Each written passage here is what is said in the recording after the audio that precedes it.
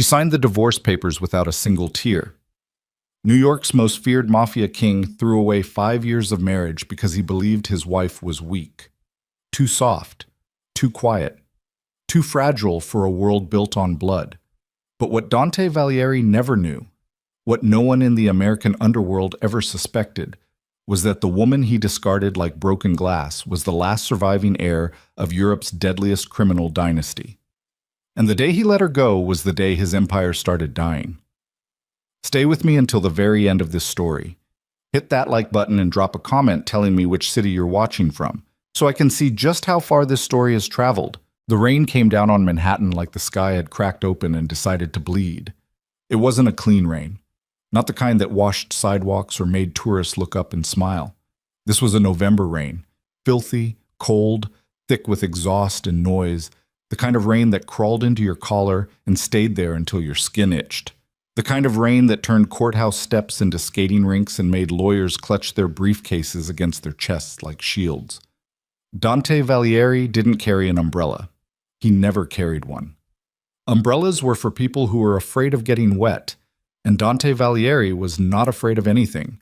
Or at least that was the story he told himself as he climbed the steps of the Manhattan Family Court building at 9:47 on a Tuesday morning, flanked by 2 attorneys in charcoal suits and 3 bodyguards who kept their hands inside their jackets, even when the rain made their grips slippery. He walked like a man going to collect a debt, not like a man about to end a marriage. Inside the courtroom, the fluorescent lights hummed with that low institutional buzz that made everything feel like a hospital. The room smelled like wet wool and stale coffee. A clerk was sorting papers behind a partition, and the judge, a heavy man with bifocals and no patience, looked at Dante over the top of his reading glasses like he already knew what kind of man was standing in his courtroom. Selina Vale was already seated at the table on the left side. She was wearing a gray wool dress, no jewelry except a thin silver chain around her neck that she touched sometimes without realizing it.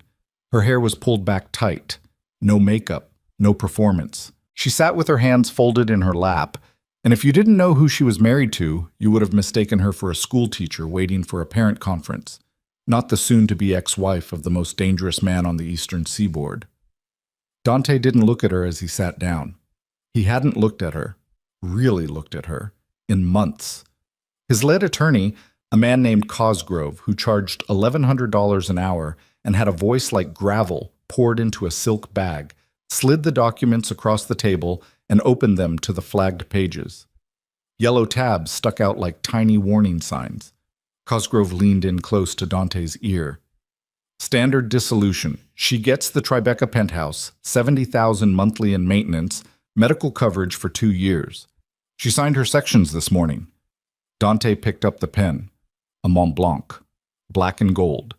The same pen he used to sign business contracts worth 8 figures. The same pen he used to authorize shipments that crossed borders in the bellies of cargo planes. He held it the way he held everything, like a weapon. He signed his name once, twice, a third time on the final page. He didn't read a single word. Across the table, Selina watched his hand move. She watched the way the tendons flexed beneath his knuckles. She'd studied those hands for 5 years. She knew every scar, every callus, every place where the skin had split open and healed white. She knew the way those hands gripped a steering wheel during a late-night drive through the Bronx, the way they curled around a glass of whiskey at 4 in the morning, the way they used to reach for her across the bed in the early years when the nightmares came, and he still believed she was someone worth reaching for. He signed without looking at her. That told her everything. "Done," Dante said. He capped the pen and placed it beside the documents with surgical precision. Then he finally lifted his gaze. His eyes were dark brown, nearly black, and the cruelty in them wasn't hot. It was cold. The kind of cruelty that had been rehearsed so many times it stopped requiring effort. "You'll receive everything outlined in the agreement," he said. His voice was flat. Business. Penthouse, monthly support. You won't need to work. You won't need anything. Selina looked at him. "That's your goodbye?" Something flickered behind Dante's eyes. A muscle in his jaw tightened, but whatever lived beneath the surface, he strangled it before it could breathe. "What exactly were you expecting, Selina?" She didn't answer immediately. Instead, she looked down at her hands, at the thin gold wedding band still circling her ring finger. She turned it slowly with her thumb. Once, twice. Then she reached down and pulled it off. It came free easily, like it had been waiting. She placed it on the table between them. The gold caught the fluorescent light and threw a small, cold reflection across Dante's jaw. "I hope," she said quietly, and there was no tremor in her voice, no crack, no begging. "You never discover what you just threw away." Dante stared at the ring on the table for exactly 2 seconds. Then he stood up and walked out of the courtroom without picking it up. The cameras found him on the courthouse steps. They were already waiting. A wall of reporters behind metal barricades, lenses thrusting forward like the mouths of hungry animals. Questions exploded from the crowd in overlapping waves. "Mr. Valieri, is it true the marriage ended over infidelity?" "Mr. Valieri, sources say your wife was connected to a European crime family. Can you confirm?" "Dante, over here. One question, just one." He walked through them like they were furniture. His bodyguards formed a wedge around him, and they moved toward the black Escalade idling at the curb. Rain hammered against the vehicle's roof. A driver opened the rear door, and Dante climbed inside without looking back at the courthouse. The door closed. The noise vanished. And in the sudden silence of the leather interior, Dante Valieri felt something he hadn't expected. Nothing. He felt absolutely nothing. That should have been a warning. Inside the courtroom, Selena remained seated for 3 full minutes after Dante left. She didn't cry. She didn't move. She sat perfectly still with her hands in her lap while the clerk collected the signed documents, and her attorney, a tired woman named Pratt, who'd handled dozens of these kinds of cases, gathered her folders and made polite noises about next steps. Selena heard none of it. She was thinking about a phone call.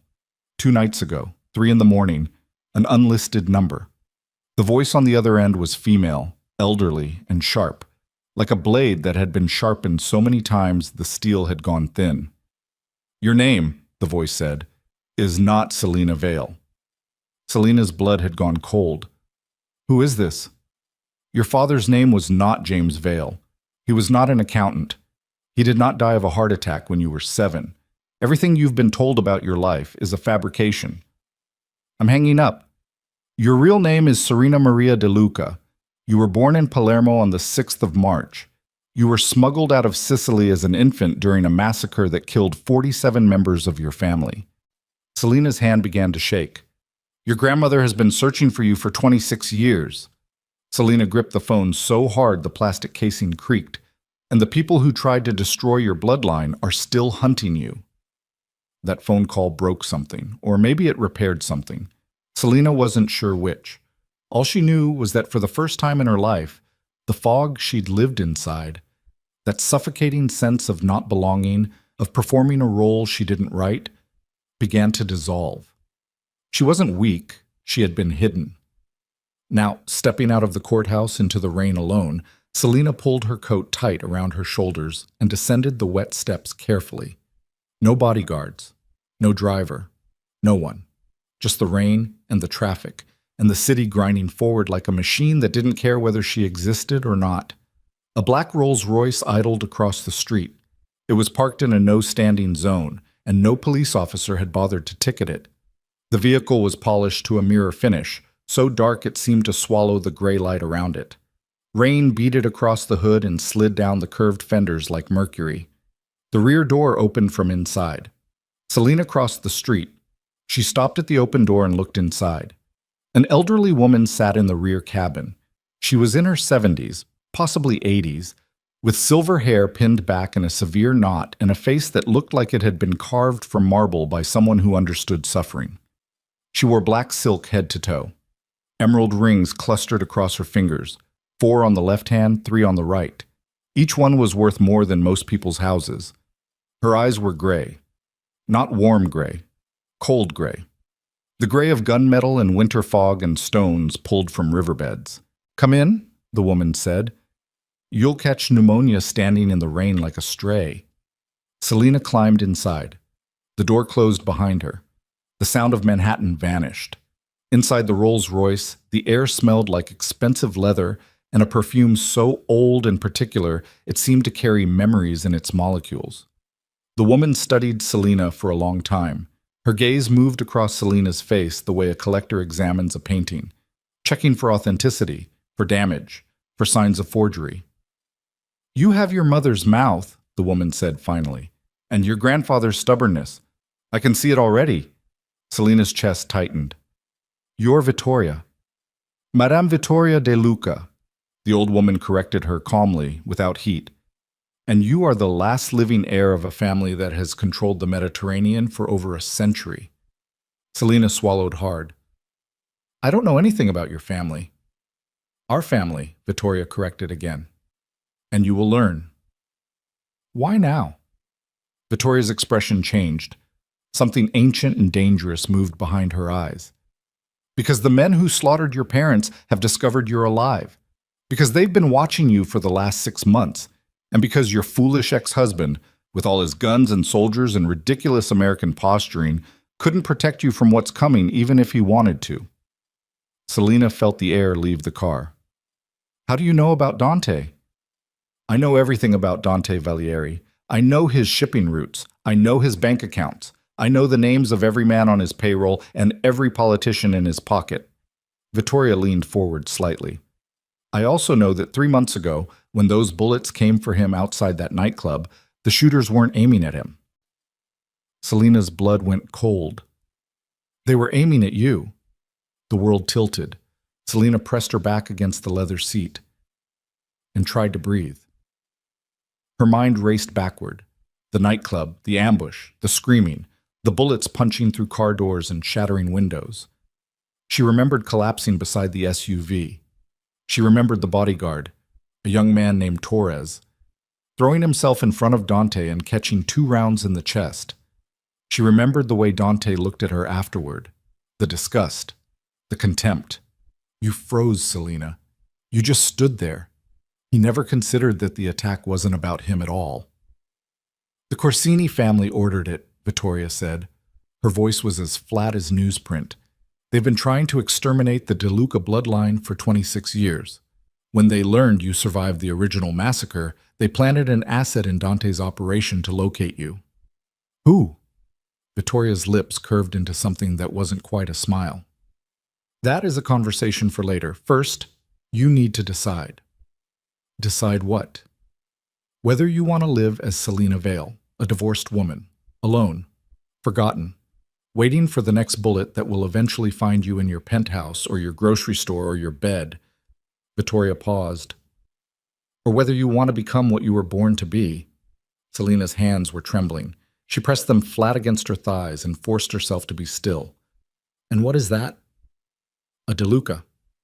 The silence in the car was absolute. Rain drummed against the roof. Somewhere outside a taxi honked. The world kept moving. But inside the Rolls-Royce, time had stopped, and Selena could feel the gravity of the moment pressing against her chest like a stone. She thought about the penthouse in Tribeca. Empty, clean, safe. A place where she could disappear into routine and pretend the last 5 years never happened. She thought about Dante's face as he signed the papers. The absence, the dismissal, 5 years reduced to paperwork and a monthly deposit. She thought about the shooting, the way she froze, the way everyone looked at her afterward, not with sympathy, but with confirmation, as if they'd always known she was nothing. And she thought about her father, the man she called her father, James Vale, the quiet accountant who raised her in a modest house in Connecticut and died when she was 7. Except he wasn't an accountant, he wasn't her father, and maybe he didn't die of a heart attack at all. Everything was a lie. Every single thing she'd built her life upon was a lie. Selena looked at Vittoria. "If I come with you," she said slowly, "what happens to the people who killed my parents?" Vittoria's gray eyes gleamed. "They suffer." Something shifted inside Selena. Something that had been sleeping for 26 years cracked open its eyes and drew its first real breath. "When do we leave?" Vittoria reached across the seat and pressed a button on the armrest. The partition between the cabin and the driver lowered silently.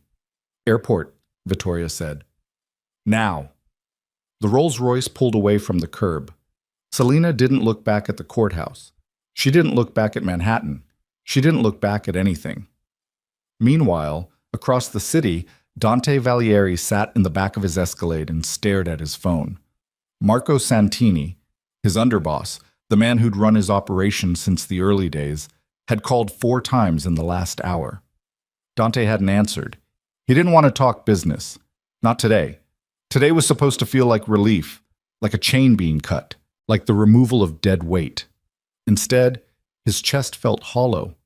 He kept seeing the ring on the table, that thin gold band sitting between the signed papers under the fluorescent light. He kept hearing her voice, "I hope you never discover what you just threw away." What the hell was that supposed to mean? His phone buzzed again. Marco. Dante answered this time. "What?" "Boss, we got a problem." Marco's voice was strained, wrong, not the usual irritation, something deeper, something afraid. The Castellano shipment didn't land. Dante sat up straighter. "What do you mean it didn't land?" "I mean the entire cargo vessel changed course 12 hours ago, redirected to a port in Valencia. Spanish authorities seized everything. 28 million in product. Gone." Dante's jaw clenched. "Who authorized the reroute?" "Nobody. That's the point. The captain received orders from someone impersonating our logistics contact. Perfect codes, perfect protocol. Whoever did this had access to our internal systems." Dante's mind began to race. "Get Caruso on the phone. Now. I want every digital signature on that reroute traced by morning." "There's more." Dante went silent. Senator Whitaker's office called. "He's pulling out of the Harbor Point deal. Says the political climate's changed. Same language his people used when they backed off the Moretti family 2 years ago. He's running scared, Dante. Someone got to him." "Who?" "I don't know. But this isn't random. The shipment, the senator, and now I'm hearing from Gino that 2 of our crews in Brooklyn went dark last night. Not answering phones, not at their posts, just gone." Dante stared out the rain-streaked window at the gray Manhattan skyline. Something was coming. He could feel it the way animals feel earthquakes before the ground moves, a vibration beneath the surface, too deep to see but impossible to ignore. "Pull everyone in," Dante said quietly. "Full lockdown. Every safe house, every stash, every man we trust, and I mean trust, Marco, not employ. Get them armed and get them close." "Dante, what the hell is going on?" "I don't know yet, but somebody just declared war on us, and they did it like a professional." He hung up. The Escalade turned onto 5th Avenue, and Dante caught his reflection in the window. Dark eyes, sharp jaw, the face of a man who'd clawed his way from nothing to everything and convinced himself that strength was the only currency that mattered. He'd built an empire on violence and control. He'd married a woman who embodied neither. And now, 40 minutes after discarding her like a used napkin, his kingdom was already beginning to crack. But Dante Valieri didn't connect the 2 events. Not yet. That blindness, that arrogant, stubborn refusal to see what was right in front of him, would cost him more than money. It would cost him nearly everything. 37,000 feet above the Atlantic, Selena sat beside Vittoria in the private cabin of a Gulfstream G700 and stared at a photograph. The photograph was old, black and white, creased along the edges from years of handling. It showed a young woman holding an infant. The woman was dark-haired and beautiful in a ferocious way. Not soft, not gentle, but beautiful, the way a storm is beautiful when you watch it from high ground. She was smiling down at the baby with an expression that combined tenderness and terror in equal measure. "Your mother," Vittoria said. "Alessia." Selena touched the photograph carefully. "How old was she here?" 23. "You were 4 months old." "How did she die?" Vittoria's face tightened. The emerald rings on her fingers caught the cabin light and flashed green. "The Corsini family bribed a member of our inner circle, a man named Enzo Falcone. He opened the gates of our compound in Palermo during a family gathering. Your grandfather's birthday. 47 people died that night. Your mother, your father, your uncles, your cousins." Vittoria's voice was steady, but her hands, those ancient, jeweled hands, trembled slightly against the armrest.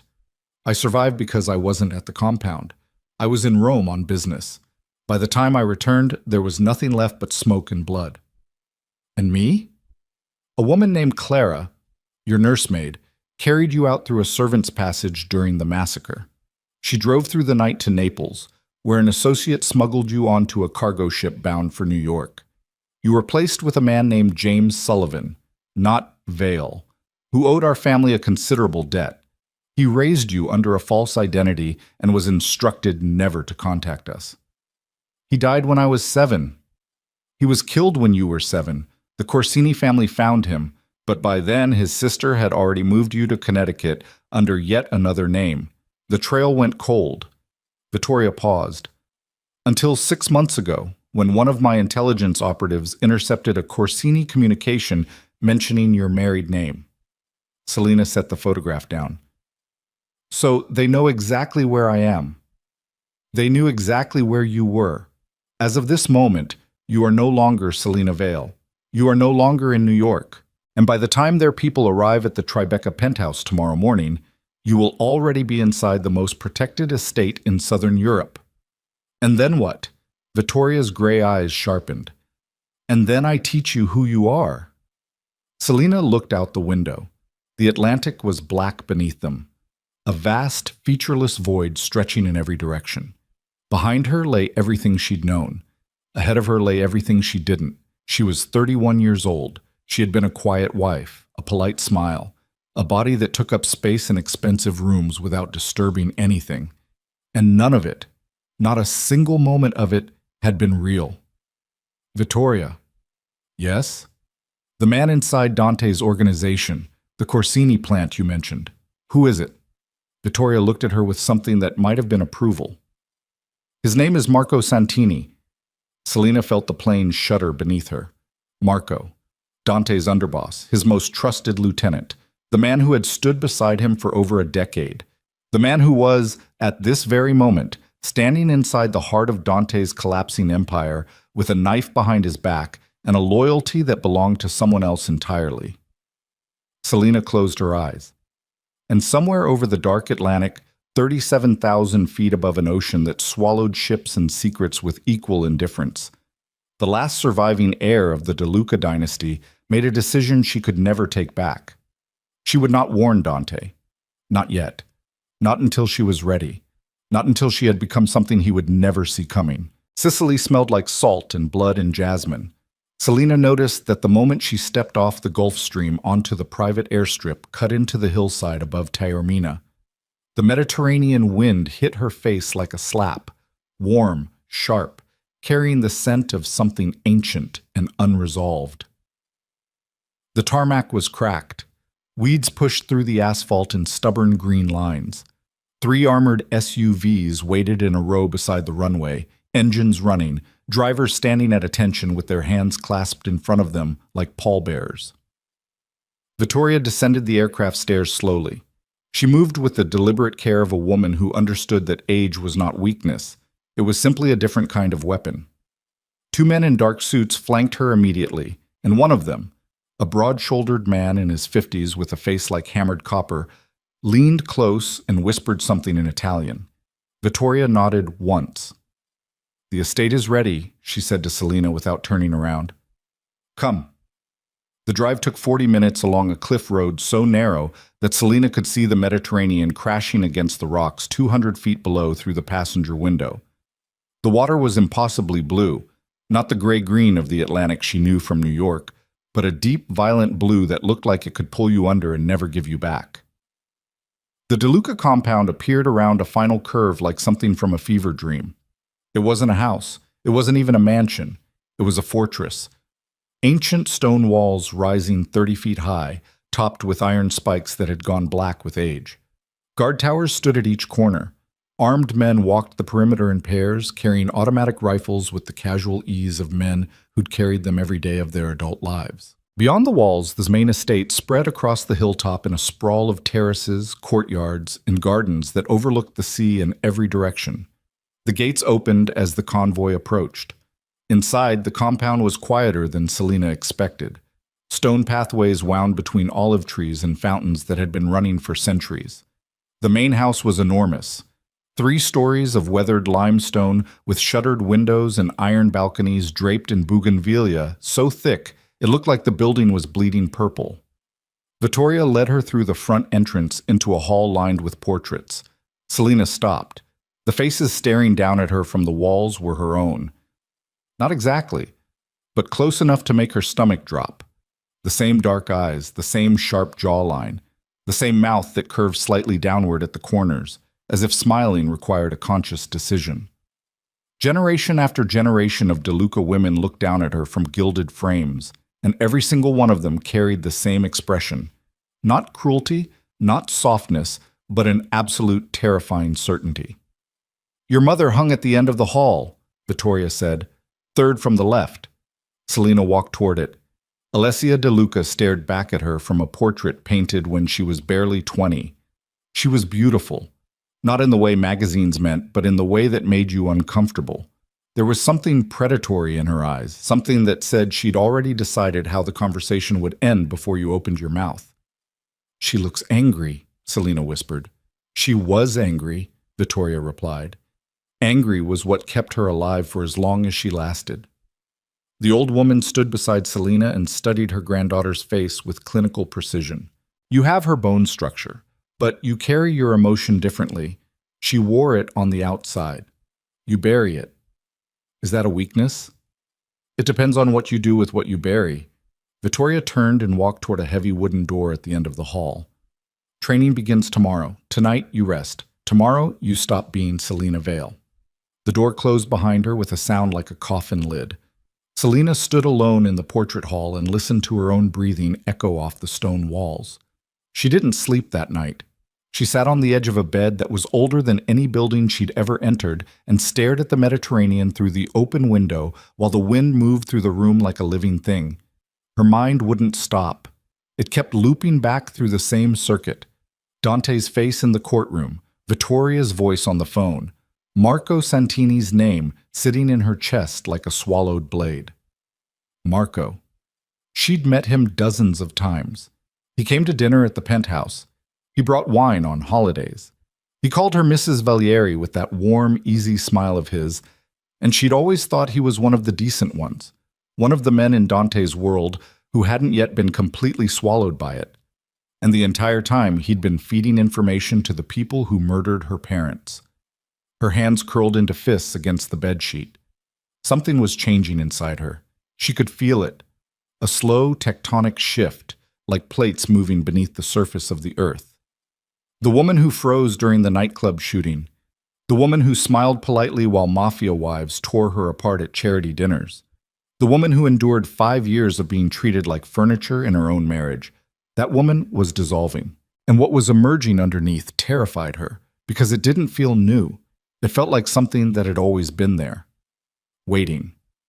6,000 miles away, Dante Valieri hadn't slept either. He stood in the basement office of his Midtown headquarters, a windowless concrete room that smelled like cigarettes and anxiety, and stared at a wall of surveillance photographs while Marco Santini briefed him from a metal folding chair. "The Valencia seizure was coordinated," Marco said. He was leaning forward with his elbows on his knees, his tie loosened, his sleeves rolled to the elbows. He looked exhausted, but his eyes were sharp. Too sharp. Spanish customs had the manifest before the ship even docked. Someone fed them exact container numbers, exact weights, exact contents. This wasn't a random inspection. "Inside job," Dante said flatly. "Has to be." "Who?" Marco rubbed his jaw. "Could be anyone in the logistics chain. 12 people had access to the full manifest. I've got Caruso running backgrounds on all of them." Dante turned from the wall. His eyes were bloodshot. He hadn't changed clothes since the courthouse. The rain-dampened suit clung to his shoulders like a second skin, and he smelled like wet wool and cold rage. "What about Brooklyn?" "Still dark. Paulie Graziano and his entire crew, 8 men, missed check-in last night. Nobody's answering phones. Nobody's at their apartments. I sent Rico and Tommy to Paulie's place this morning. And? Empty. No signs of struggle, no blood. Clothes still in the closets. Food in the fridge, like they just walked out and didn't come back." Dante's chest tightened. 8 men didn't vanish without a trace unless someone made them vanish. And whoever did it was good enough to leave no evidence behind. Someone's running an operation against us, Dante said.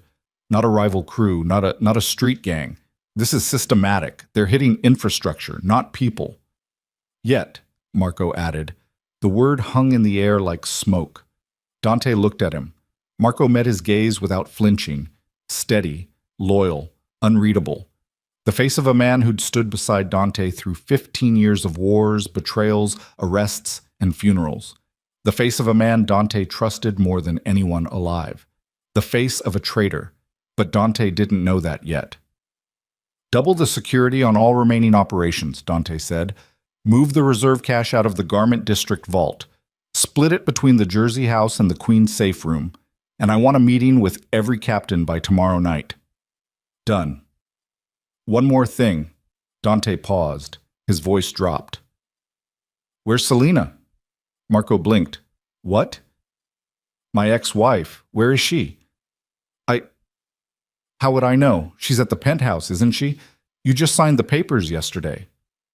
She's not at the penthouse. Building security says she never came home last night. Marco's expression didn't change, not by a millimeter. His breathing stayed even. His hands stayed still. But somewhere behind his eyes, something shifted. A calculation, fast and invisible, like a card being palmed. Maybe she went to a hotel, Marco said casually. Or a friend's place. Women do that after a divorce, right? They need space. Dante stared at him for a long moment. Yeah, he said finally. Maybe. But the unease in his gut didn't go away. He kept thinking about the ring on the courthouse table, the way she looked at him when she said it. That voice, not broken, not angry, just quiet. The kind of quiet that came after a decision had already been made. I hope you never discover what you just threw away. Dante pushed the thought aside and focused on the war that was eating his empire from the inside out. He didn't know it was the same war. In Sicily, Selena's training began at dawn. Vittoria didn't ease her in. There was no orientation, no tour, no gentle introduction to the world she'd inherited. There was only a stone courtyard behind the main house, a wooden table, and a man named Luca, who looked like he'd been assembled from spare parts of other, more dangerous men. Luca was Vittoria's chief of operations. He was 46 years old, built like a dock worker, with a shaved head and hands so scarred they looked like topographic maps. He didn't smile when Selena entered the courtyard. He didn't greet her. He set a disassembled Beretta 92 on the table and said, "Put it together." Selena stared at the scattered parts. "I've never held a gun." "That's obvious. Put it together." "I don't know how." "Then you'll learn." He checked his watch. "You have 30 seconds. She didn't make 30 seconds. She barely identified the barrel before Luca swept the parts off the table and onto the stone floor with a single motion. "Again!" He showed her once, hands moving so fast the parts blurred. The gun clicked together in 4 seconds. Slide, spring, barrel, frame, magazine. Then he disassembled it and pushed the pieces toward her. She tried again. It took her 3 minutes. Her fingers fumbled. The spring slipped. The magazine jammed sideways. Again! 4 more times. Then 8. Then 12. By the 20th attempt, she could do it in 40 seconds with shaking hands and sweat running down her temples. Luca watched without expression. "Not terrible," he said. "For a housewife." Selena's jaw tightened. She felt the anger rise, hot, familiar, immediate, and for the first time in her life, she didn't push it down. "I'm not a housewife." Luca met her eyes. Something in his expression changed. Not warmth, recognition. "No," he said slowly. "You're not." The days bled into each other after that. Selena trained 12 hours a day. Firearms, hand-to-hand combat, surveillance detection, financial analysis, negotiation tactics, psychological manipulation. Vittoria brought in specialists from across Europe, a former Mossad operative who taught her information warfare, an Italian prosecutor turned criminal strategist who mapped out the political landscape of organized crime, a French banker who showed her how to move money through 17 jurisdictions without leaving a trace.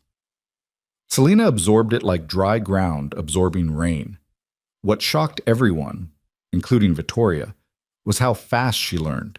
Not just the physical skills, though those came surprisingly quickly once her body stopped fighting itself.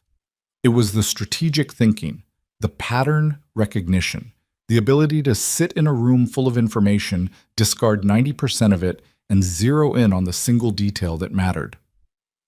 She sees like you did, Luca told Vittoria one evening while they watched Selena dismantle a mock negotiation scenario with two of Vittoria's senior advisors. She just doesn't know she's doing it yet. Vittoria sipped her wine and said nothing, but her eyes gleamed. 3 weeks in, Vittoria called Selena to her private study, a room lined with leather-bound ledgers and surveillance equipment that looked like it belonged in a government intelligence center, not a Sicilian villa. "Sit," Vittoria said. Selena sat. Her body was different now. She moved differently, not with Dante's aggressive swagger, but with a contained efficiency that made the air around her feel tighter.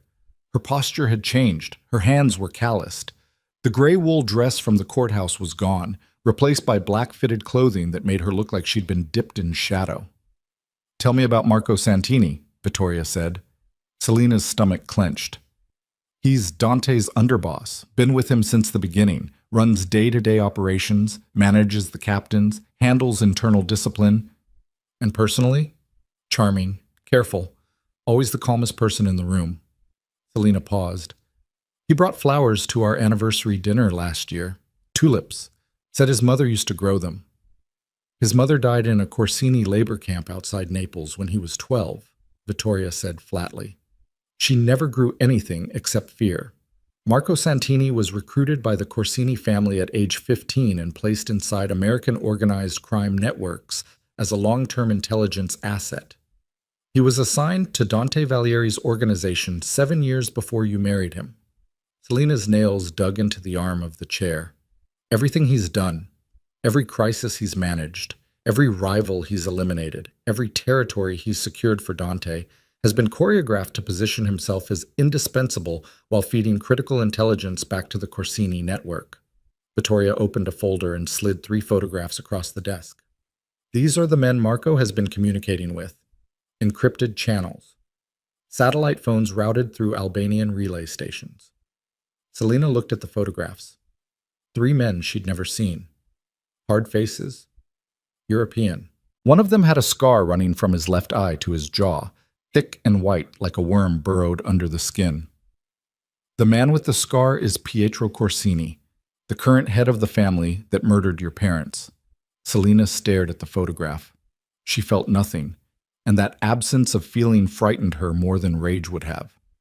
"What do you want me to do?" Selena asked. Vittoria leaned back in her chair. "Marco is currently destabilizing Dante's empire from within, redirecting shipments, burning political alliances, disappearing crews. Within 6 months, Dante Valieri will have nothing left. And when he's at his weakest, the Corsinis will move in and take everything, including the territory that rightfully belongs to us. You want to stop Marco?" "No." Vittoria's eyes hardened. "I want to use him." Selena went still. "Marco doesn't know we've identified him. As far as the Corsini family is concerned, you've vanished. They're still searching New York for you. That gives us a window. A small one." "A window for what?" "Marco is dismantling Dante's empire piece by piece. I want you to let him finish." Selena's chest tightened. "You want Dante destroyed. I want Dante weakened. There's a difference. A destroyed man is useless. A weakened man is desperate, and a desperate man will accept terms he never would have considered when he was strong." "What terms?" Vittoria smiled, thin, cold, precise. "Dante Valieri controls the most valuable port infrastructure on the American eastern seaboard. Shipping routes, customs contacts, distribution networks that took him 15 years to build. I don't want to destroy those assets. I want to acquire them. Through me. Through you." Selena stood. She walked to the window and stared out at the Mediterranean. The sun was setting, and the water had turned from blue to gold to something close to copper. She could see fishing boats heading home in the distance, their lights flickering like earthbound stars. "You're asking me to watch my ex-husband get eaten alive by the man who betrayed him," she said quietly, and do nothing. I'm asking you to be strategic. I know what strategic means, Vittoria. I've been learning your vocabulary for 3 weeks. Selina turned from the window. What you're really asking is whether I still care about him enough to warn him. Vittoria said nothing. The silence between them stretched like a wire. Do you? Vittoria asked finally. Selina thought about Dante. She thought about the courthouse, the pen moving across the paper without hesitation, the way he stood up and walked out without picking up her ring, the 5 years of being made to feel invisible in her own home, the charity galas where women called her pathetic to her face and Dante said nothing, the nightclub shooting where she froze and he looked at her like she was a stain on his reputation. She thought about the early years, too, the drives through Brooklyn at midnight when he'd rest his hand on her knee and tell her she was the only person who made the noise stop. The morning he came home with blood on his shirt and collapsed beside her on the bed and held her so tight she couldn't breathe. And she held him back because she understood that violence left marks on the inside that nobody else could see. She thought about the man he could have been, and the man he chose to become instead. No, Selina said, I don't. It was the first lie she'd ever told that felt like survival. Back in New York, Dante's world continued to bleed. Senator Whitaker made his withdrawal official. 3 more political contacts followed within the week. Phone calls unreturned, meetings canceled, doors that had been open for years suddenly and permanently closed. The Brooklyn cruise never resurfaced. Caruso traced the shipping reroute to a ghost company registered in the Cayman Islands, a company that dissolved itself 12 hours after the seizure was complete. Dante stood in his office at 3 in the morning, surrounded by scattered files and empty coffee cups, and called Marco for the 9th time that day. I found something, Marco said. His voice was careful, measured. The ghost company in the Caymans. It connects to a shell network originating in southern Europe. Italy, specifically. Italy? Sicily. Dante went quiet. There's a name attached to the network, buried deep. Took Caruso 3 days to find it. Marco paused. De Luca. Dante had heard the name. Everyone in the global underworld had heard the name De Luca, an old European dynasty, supposedly destroyed decades ago, a ghost story that crime bosses told each other at summits, the family so powerful it took a massacre to bring them down. The De Lucas are dead, Dante said. That's what everyone thought. What are you telling me, Marco? Another pause. Too long, too controlled.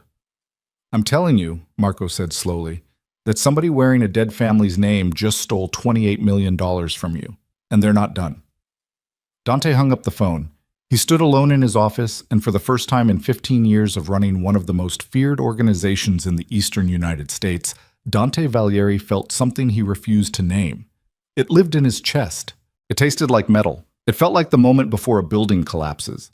That horrible, quiet second when the structure knows it's dead, but hasn't started falling yet. And 6,000 miles away, in a stone courtyard above the Mediterranean, Selina De Luca loaded a magazine into a Beretta 92 in 3.4 seconds, racked the slide, and fired 12 rounds into a human silhouette target at 25 meters. Every shot hit center mass. Luca lowered his binoculars and looked at Vittoria. Vittoria nodded once. She's ready, the old woman said. Begin phase 2. Phase 2 meant Monaco. Phase 2 meant Dante would see her again. Phase 2 meant the woman he threw away would walk into a room full of the most powerful criminals on Earth, and every single one of them would stand. And when Dante looked into her eyes across that ballroom, he wouldn't see the woman he divorced. He would see the weapon he created, because that's what cruelty does when it meets the right bloodline. It doesn't break, it forges. Monaco smelled like money and desperation in equal measure. The principality glittered against the black Mediterranean like a circuit board lit from below. Towers of glass and steel crammed into 2 square kilometers of hillside, every surface polished to a shine that the very rich used to convince themselves they were clean. The harbor below the casino district held yachts worth more than most countries' GDP, bobbing gently in water so still it looked like black lacquer. Helicopters traced the coastline. Limousines queued outside the Hôtel de Paris in a procession so orderly it resembled a funeral. In a way it was. The Monaco Syndicate Summit happened every 18 months. It had no official name, no registered venue, no paperwork of any kind. It existed only in the coordination of private jets, secured suites, and the collective understanding of approximately 40 individuals who between them controlled the movement of narcotics, weapons, money, and human lives across 5 continents. They arrived as businessmen, collectors, diplomats, and heirs.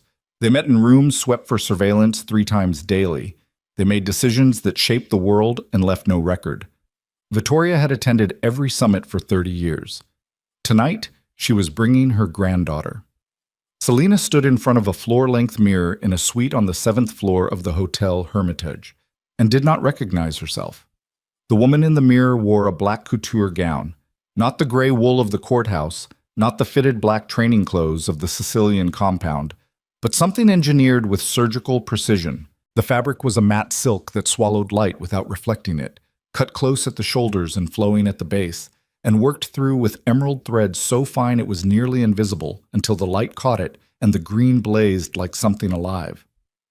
The DeLuca color. The family's claim made visible. Her hair was down. The severe bun was gone. Her jewelry was minimal. 1 emerald pendant at her throat, nothing on her hands. No wedding ring, no replacement. Her hands were bare and the skin across her knuckles was still slightly rough from 3 months of training, and she left that roughness there deliberately. She looked like her mother's portrait. She looked like a woman who had already decided. Luca appeared in the doorway behind her. He checked her over the way a general inspects a soldier before deployment. Quick, dispassionate, complete. "You understand what tonight is," he said. "An introduction. A declaration." He corrected her without heat. "Every person in that room will take a position the moment you walk in. Some will align. Some will test. Some will immediately begin calculating how to neutralize you." He paused. "Don't speak unless spoken to in the first hour. Let Vittoria lead. Watch everything. And if someone approaches without her, they will. Let them come to you. Don't go to them." Luca moved to stand beside her and looked at her reflection in the mirror. "And if anyone mentions the American, his name is Dante. If anyone mentions him," Luca continued evenly, "you give them nothing, not a flinch, not a blink, nothing." Selena met her own eyes in the mirror. "I know," she said. Vittoria appeared beside Luca. She was wearing black as always, a different dimension of black, the kind that came from age and authority rather than fashion. Her emerald rings caught the suite's chandelier light and threw small green constellations across the ceiling. She looked at Selena for a long moment. "Your mother walked into her first summit at 22, Vittoria said. "Every man in the room underestimated her. She left with 3 new alliances and the private account numbers of 2 men who tried to threaten her." "What happened to those men?" Vittoria smiled thinly. "They retired early." She turned toward the door. "Come." The ballroom of the Grand Casino occupied the entire northern wing of the building and had been cleared of its civilian patrons for the evening. Gambling tables removed, the ornate floor polished to a mirror finish under chandeliers that cast warm gold light across the assembled summit. Waitstaff moved through the crowd in absolute silence. Armed security stood at every entrance in suits expensive enough to pass visual inspection, but cut to hide the hardware underneath. Approximately 60 people filled the room. Selena knew 30 of them by name already. Luca and Vittoria's intelligence briefings had been thorough. Photographs, biographies, criminal portfolios, political leverage points, personal weaknesses. She could look at any face in the room and recall the shape of their operations, the location of their vulnerabilities, the names of their children. Knowledge was the first weapon. She walked in beside Vittoria.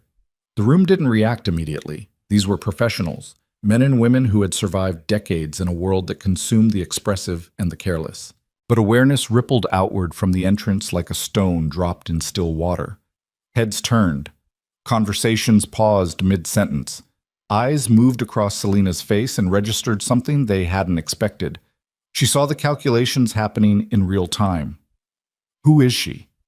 What does she represent? Is she a threat? What does she want? The first to break was a broad Slavic man near the bar. Yuri Volkov, Bratva, Northeastern Operations. He was in his 60s with silver hair and a face that looked like geography. He turned fully towards Selena and Vittoria, and he lowered his head.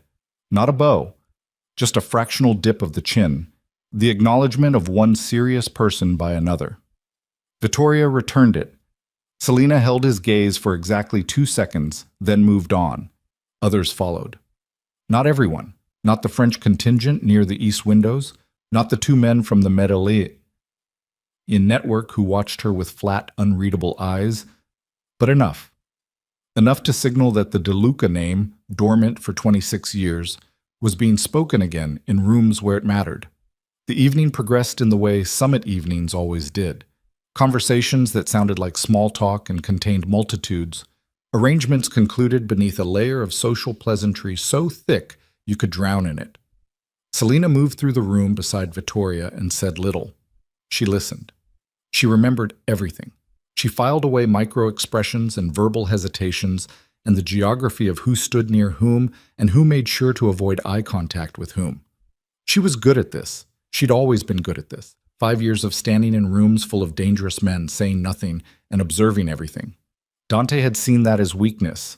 Vittoria saw it as what it actually was, a surveillance operation that never stopped.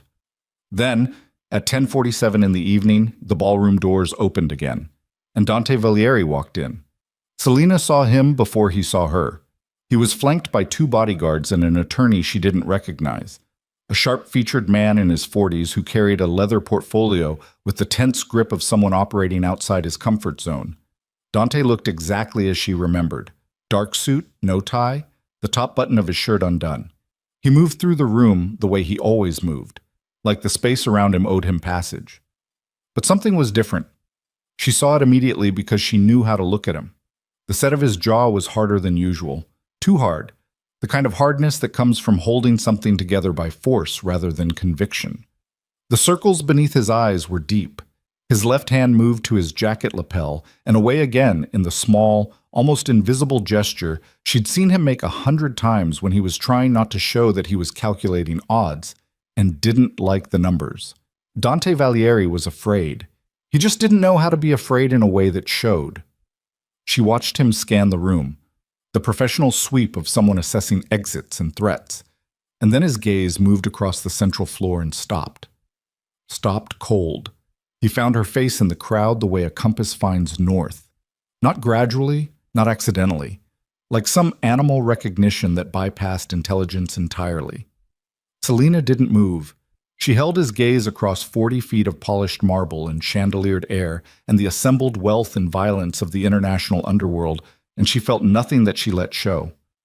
Inside, something was tearing. She acknowledged it, filed it, and buried it under 12 feet of the cold that Luca had been helping her build since Sicily.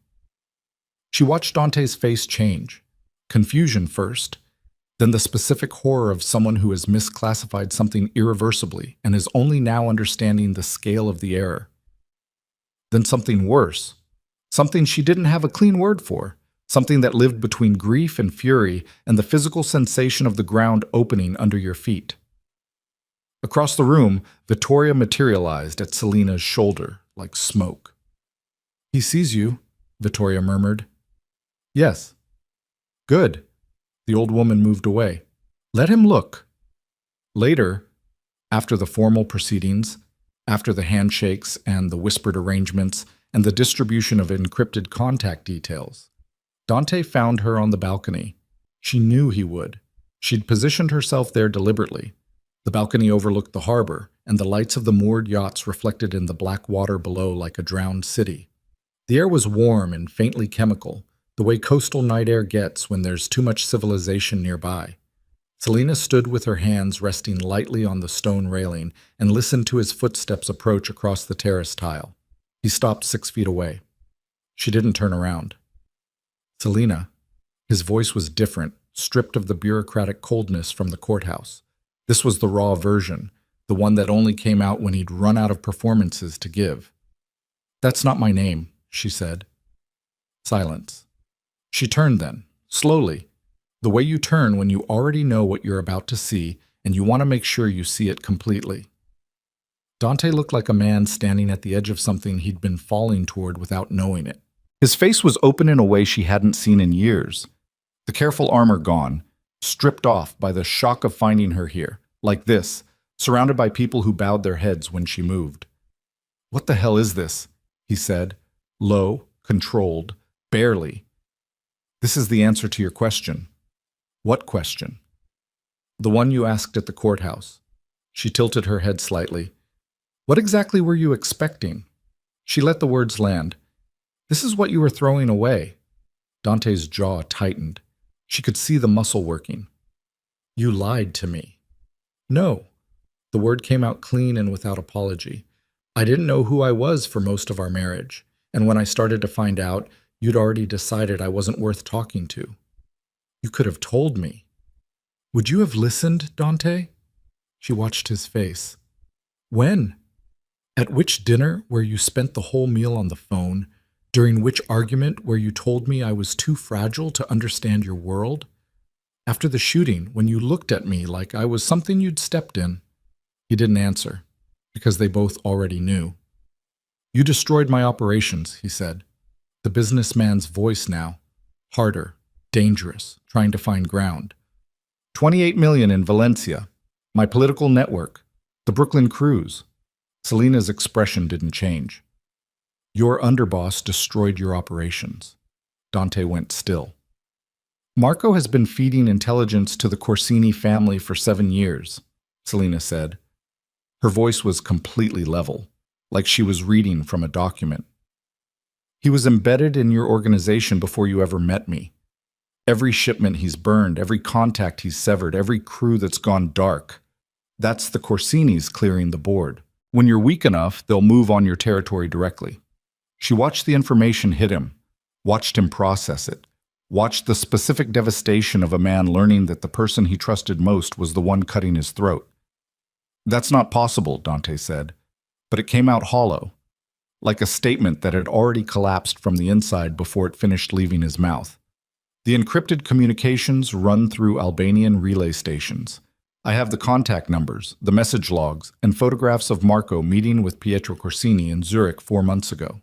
She paused. "I can have the documentation delivered to whatever address you specify." "Why would you do that?" "I wouldn't.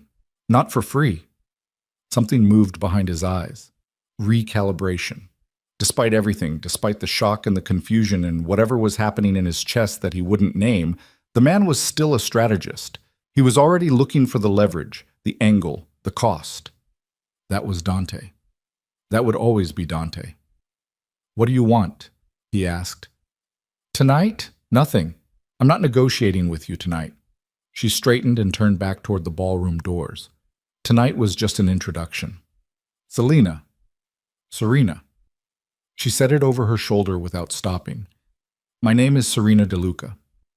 She walked back inside. Behind her, she heard Dante's hand come down hard on the stone railing. The sound of it, that single sharp impact, followed her through the doorway and stayed with her longer than she wanted it to. The Corsini response came 48 hours later, and it came from a direction no one expected.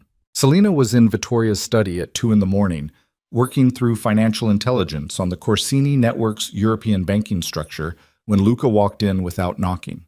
She knew immediately it was bad. Luca never walked through closed doors without knocking. It was a rule he'd maintained through 15 years of crises and wars. The fact that he did it now meant whatever he was carrying was bad enough to override 15 years of reflex. He set a photograph on the desk in front of her. Selena looked at it. It was a surveillance image. Long lens, slightly grainy, taken from elevation. It showed the interior courtyard of the De Luca compound in Sicily, the fountain, the olive trees, the stone pathways she'd walked every day for 3 months. In the center of the courtyard, zip-tied to one of the iron courtyard chairs, was a man she recognized, not from Sicily, from New York. Caruso, Dante's technology specialist. The man Dante had put on tracing the Valencia reroute. His face was beaten, his shirt was torn. But he was alive. She could see the shallow movement of his chest in the photograph. She looked up at Luca. When? The image was transmitted to Vittoria's personal secure line 40 minutes ago. Whoever took it was inside our perimeter. Selena felt the cold that lived in her chest expand outward through her rib cage. inside our perimeter. The DeLuca compound was the most secured private installation in southern Europe. 40 armed guards, motion sensors on every wall, cameras covering every exterior surface, a security protocol that had been maintained and refined for 30 years without a single successful breach. "How?" she said. Luca's face was stone. "We don't know yet." "What's the message?" He set a second piece of paper beside the photograph. A single typed line. "Send the girl back to New York or the old woman burns with her house." Selena stared at it. The girl. They still thought of her as the girl, as Selena Vale, the quiet wife, the soft one, the one who froze during shootings and smiled at galas and took up no space. They hadn't adjusted their intelligence. That was their first mistake. But the image of Caruso in that courtyard, inside those walls, meant something else entirely. It meant the breach hadn't come from outside. It meant someone inside the compound had let them in. Selena stood. She walked to the door, opened it, and looked at the two guards stationed in the corridor. Both were faces she recognized. Both had been on the estate for years. Both met her gaze without flinching. She closed the door and turned back to Luca. "Who has access to the courtyard security codes?" she asked. Luca was quiet for exactly 2 seconds too long. That was enough. "Luca, the codes rotate every 72 hours, he said carefully. 17 personnel have current access. "Give me the list." He hesitated. That hesitation, that one fraction of a second, hit Selena like a physical blow. She'd spent 3 months watching this man. She'd trained under his hands, eaten at his table, absorbed his instruction with the trust of someone who had no other foundation to stand on. She knew his face better than she'd known Dante's by the end. She knew what his hesitation meant. "Give me the list," she said again. Her voice had dropped to something very quiet and very still. Luca reached into his jacket and produced a folded sheet of paper. He held it out. She didn't take it immediately. She held his gaze. "Why?" she said. "Not the list. Why?" The question landed in the room like a stone dropped in deep water. Luca's face didn't change, but something behind his eyes did. Something that looked, in another man, in another life, like it might have been shame. "Vittoria made a decision 6 years ago," he said finally.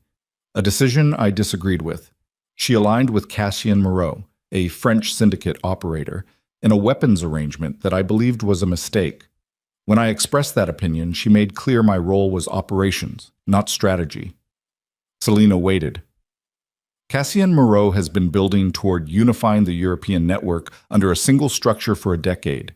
He needs the DeLuca name for legitimacy. He needs the DeLuca infrastructure for distribution. And he needs an heir, a blood heir, to make the consolidation look like inheritance rather than conquest." Luca's jaw moved. "He has been in communication with me for 8 months, offering terms." Selena's vision tunneled. "You told him I existed." "He already knew you existed. Vittoria's search for you wasn't secret to everyone." Luca's voice stayed even, the voice of a man explaining a decision he'd made without apology. "I told him your location in New York. I told him the timeline of your divorce. I told him when you were being brought to Sicily." The room was very still.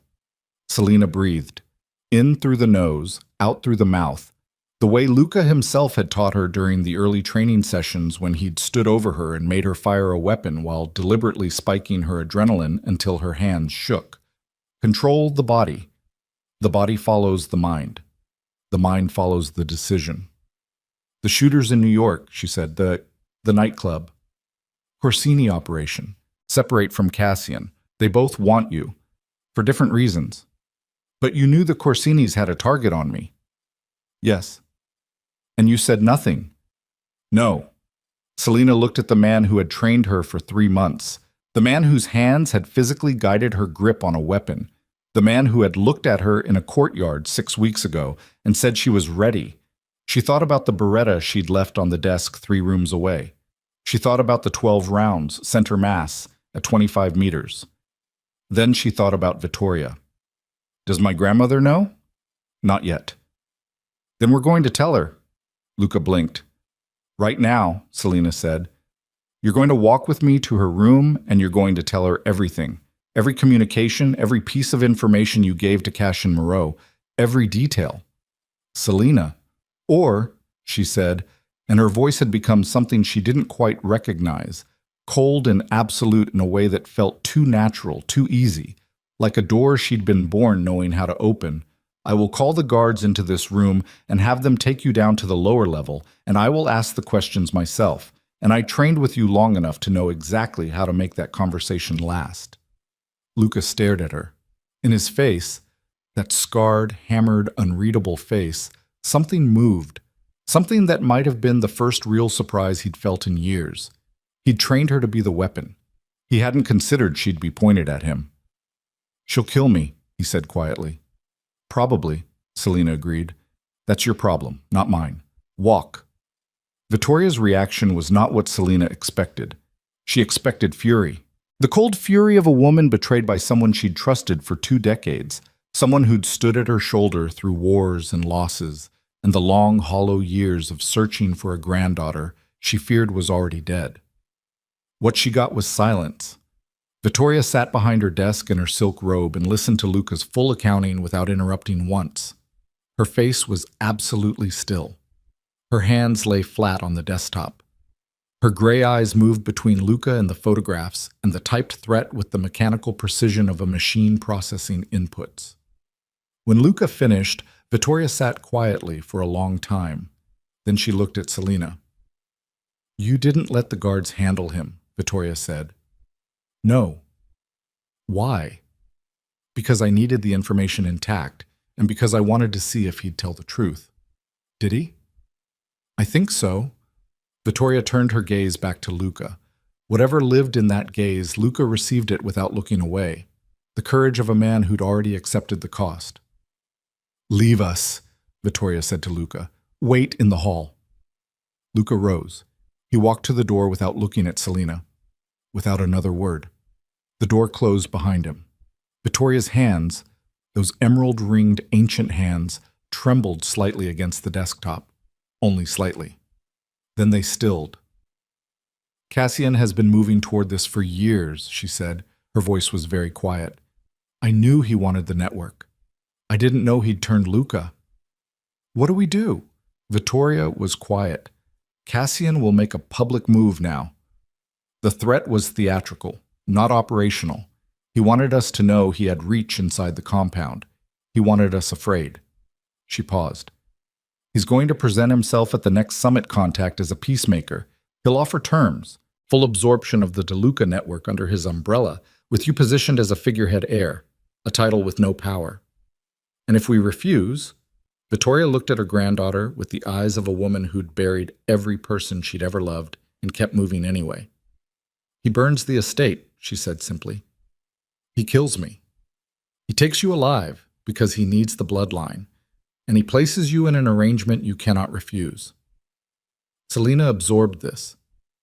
And Marco is still inside Dante's operation. Yes. And the Corsinis are still hunting me separately. Yes. So we have Cassian closing from one direction, the Corsinis from another, and the only significant military force in range is currently being eaten from the inside by a traitor. Vittoria said nothing. Selena stood up. She moved to the window. Outside, the compound's perimeter lights cut pale channels through the dark, and she could see the silhouettes of the guards on the walls. Men who had been loyal for years. Men who would hold a line, but not against what was coming. Not without something bigger behind them. She thought about Dante. She thought about $28 million, about disappearing crews, about a man who'd spent 15 years building an eastern seaboard empire that was currently being dismantled board by board by the man he trusted most. She thought about what Vittoria had said weeks ago. A destroyed man is useless. A weakened man is desperate. And a desperate man will accept terms he never would have considered when he was strong. She turned from the window. I need to contact Dante, she said. Vittoria's eyebrows rose, just barely. The first genuine surprise Selena had seen on her face since Sicily. He'll need to know about Marco, Selena continued. Not because I'm protecting him. Because a Corsini takeover of Valieri territory creates a land bridge between their American operations and Cassian's European network. If that connection closes, we're fighting a war on two fronts with no allied resources and a compromised compound. Vittoria studied her. And if he refuses to cooperate? He won't. Selina's voice was flat with certainty. He's lost too much already. He just doesn't know yet that losing Marco will take the rest. A beat of silence. You're certain you can manage him? Selina thought about the balcony in Monaco. The way Dante's hand came down on the railing, the sound of it carrying through the night air behind her like something breaking that had already been broken for a long time. I know exactly how to manage him, she said. It was the truth. That was the part that frightened her. She moved toward the door, and she'd almost reached it when Vittoria spoke again, quiet, without inflection, like a fact being stated rather than a wound being opened. Your mother said the same thing once, about your father. Selina stopped. She was wrong, Vittoria said. The silence between them lasted exactly 3 seconds. Then Selina opened the door and walked into the corridor, where Luca stood against the wall with his hands at his sides and the expression of a man waiting for a verdict. And she walked past him without a word because the verdict wasn't hers to give, and she'd already decided that the only thing that mattered now was what happened. The call reached Dante at 4 in the morning.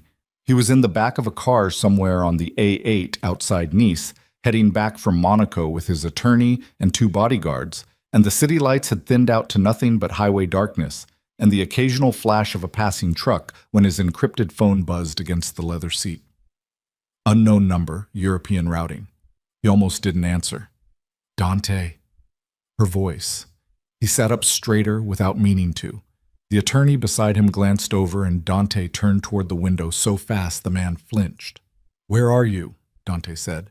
That's not relevant right now. Listen to me carefully because I'm only going to say this once, and I need you to hear all of it before you react.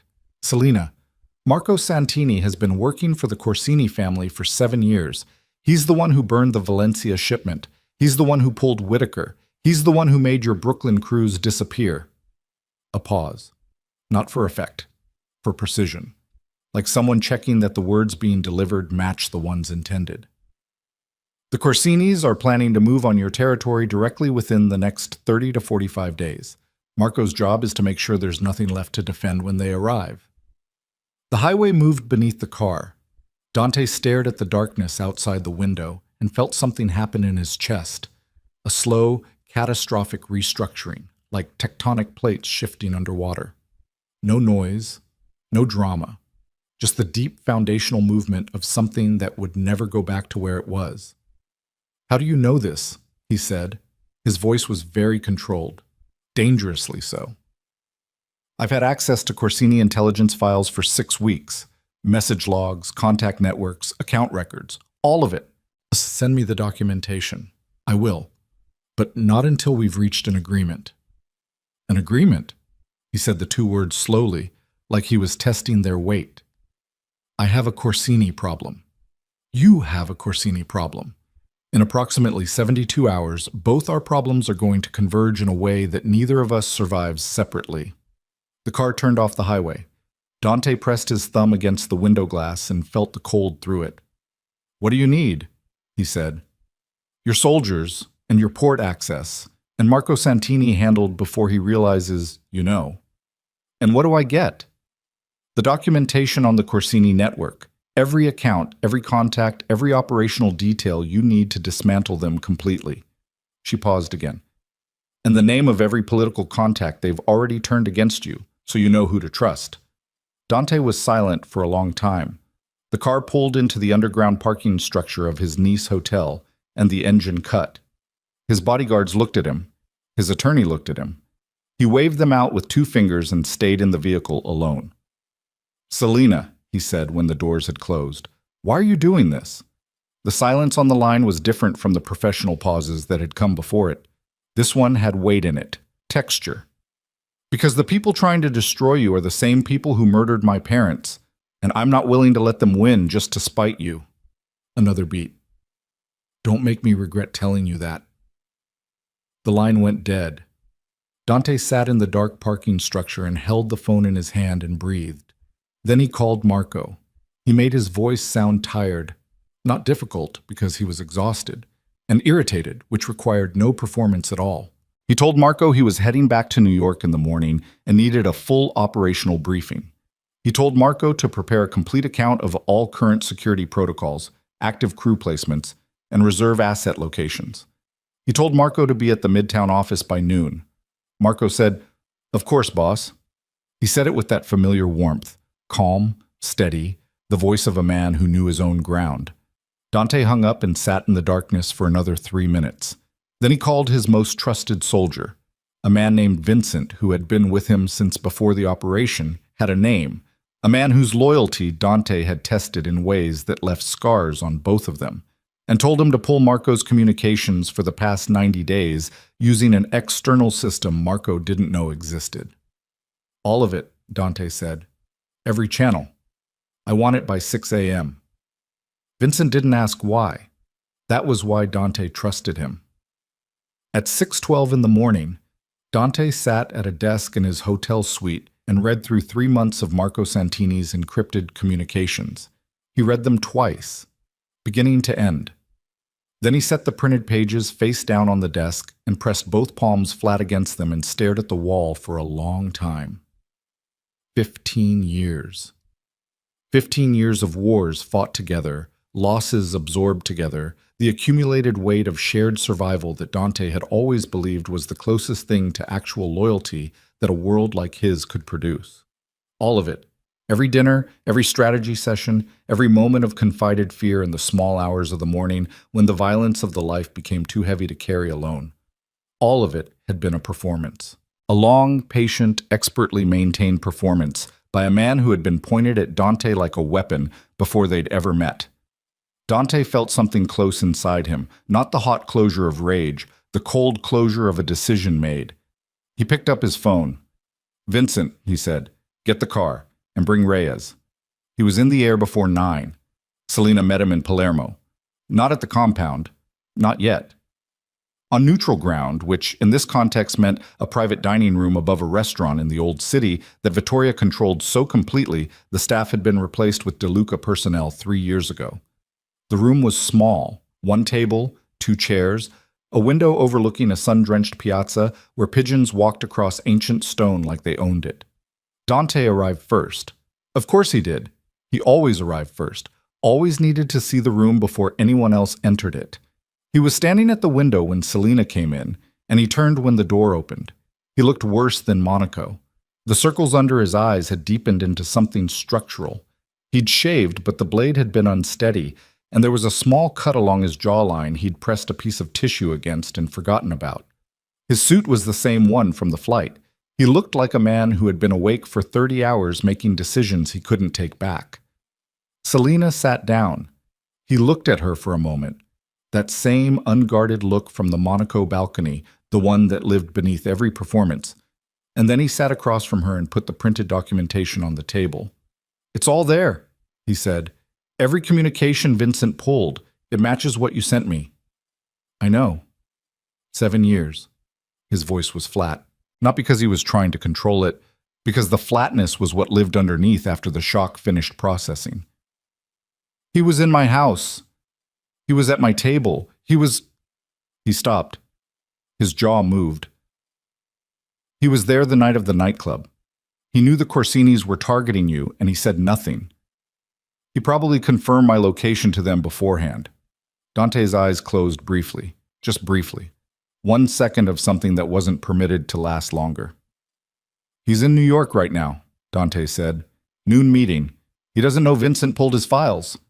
"Then we have a window. How do we use it?" Selena reached into the leather folder beside her and spread a map across the table. The Corsini network, property holdings, operational bases, personnel clusters, marked in precise red notation across a geographical spread that ran from Palermo to Marseille to Zurich. "Cassian Moreau is the accelerant," she said. "The Corsinis are the fire. Cassian has been building a consolidation play for a decade. He wants the De Luca network absorbed under his control and the Corsini family as his enforcement arm. If they connect, It's a unified European criminal network with American port access through your infrastructure. She pointed to 3 locations on the map. These are Cassian's staging areas. He'll move within the week. He knows the compound has been breached. He knows we're aware of Luca, and he'll read that as a clock running against him. Where is he now? His yacht is anchored off Marseille. He has 43 personnel on French soil and a private security force of approximately 60 contractors based in Lyon. She paused. He also has Caruso. Dante's head came up. My man. Yes. Taken from inside the compound as a demonstration. He's alive, as of 18 hours ago. Something moved through Dante's face. The professional assessment, the tactical calculation, and underneath both of them, the raw and complicated thing that was neither the thing that made a man rather than a machine. We get Caruso out first, he said. Agreed. They worked for 2 hours across that table. Selena had the intelligence architecture. Dante had the personnel and the infrastructure. Together, they built something that neither could have built alone. A synchronized operation targeting Marco in New York, Cassian's staging areas in France, and the Corsini command structure in Sicily simultaneously, designed to collapse within a 6-hour window so that no element could warn any other. It was the most efficient conversation they'd ever had. There was no tenderness in it, no reference to the courthouse or Monaco or the 5 years between them. There was only the work, the cold, precise work of 2 people who understood the language of violence and power and were finally, for the first time, speaking it to each other rather than past each other. At one point, Dante reached across the table to move a notation on the map, and his hand passed close to hers. Neither of them acknowledged it. But Selena felt it in the back of her throat for a long time afterward. Marco needs to be handled before noon, Dante said when they'd built the operational framework. That's 6 hours from now. Vincent? He'll do it clean. I need him alive long enough to confirm the Corsini contact protocols. There are 3 relay numbers we haven't been able to authenticate. If Marco confirms them before he's taken out of circulation, we close the last intelligence gaps. Dante nodded. Vincent can manage that. And Luca? A pause. Dante looked at her. Your man, he said carefully. Vittoria's man. Not mine. Selena's voice didn't waver. He gave Cassian my location and timeline. He's the reason they knew when to move. What does Vittoria want done with him? She hasn't said yet, which tells me she's still deciding between punishing him and using him. Selena folded her hands on the table. I think she should use him. Feed Cassian false positioning information through Luca's channel. Make Cassian believe we're still in defensive mode, still trying to locate the breach. Buy ourselves 12 hours of him not knowing we're coming. Dante looked at her across the table. It was a long look, the kind that had nothing tactical in it. You learned fast, he said. Selena met his eyes. I learned from watching people who thought I wasn't paying attention, she said. He looked away first. Marco Santini walked into the Midtown office at 11:58 with a leather portfolio under his arm and a coffee from the place on the corner that he'd been going to for 12 years. The woman behind the counter knew his order. He'd tipped her well every week for a decade.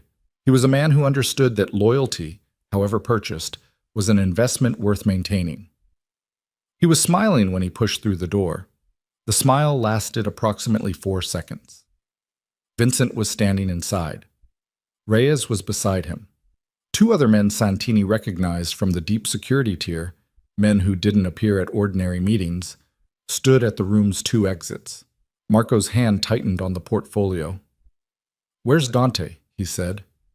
Palermo, Vincent said. He sends his regards. The coffee cup hit the floor. What followed lasted 40 minutes and produced exactly what Selena had needed. 3 authenticated relay numbers, 2 Corsini account identifiers, and the name of the asset embedded in the French Customs Authority who had been facilitating Cassian's logistics. Marco was professional to the end.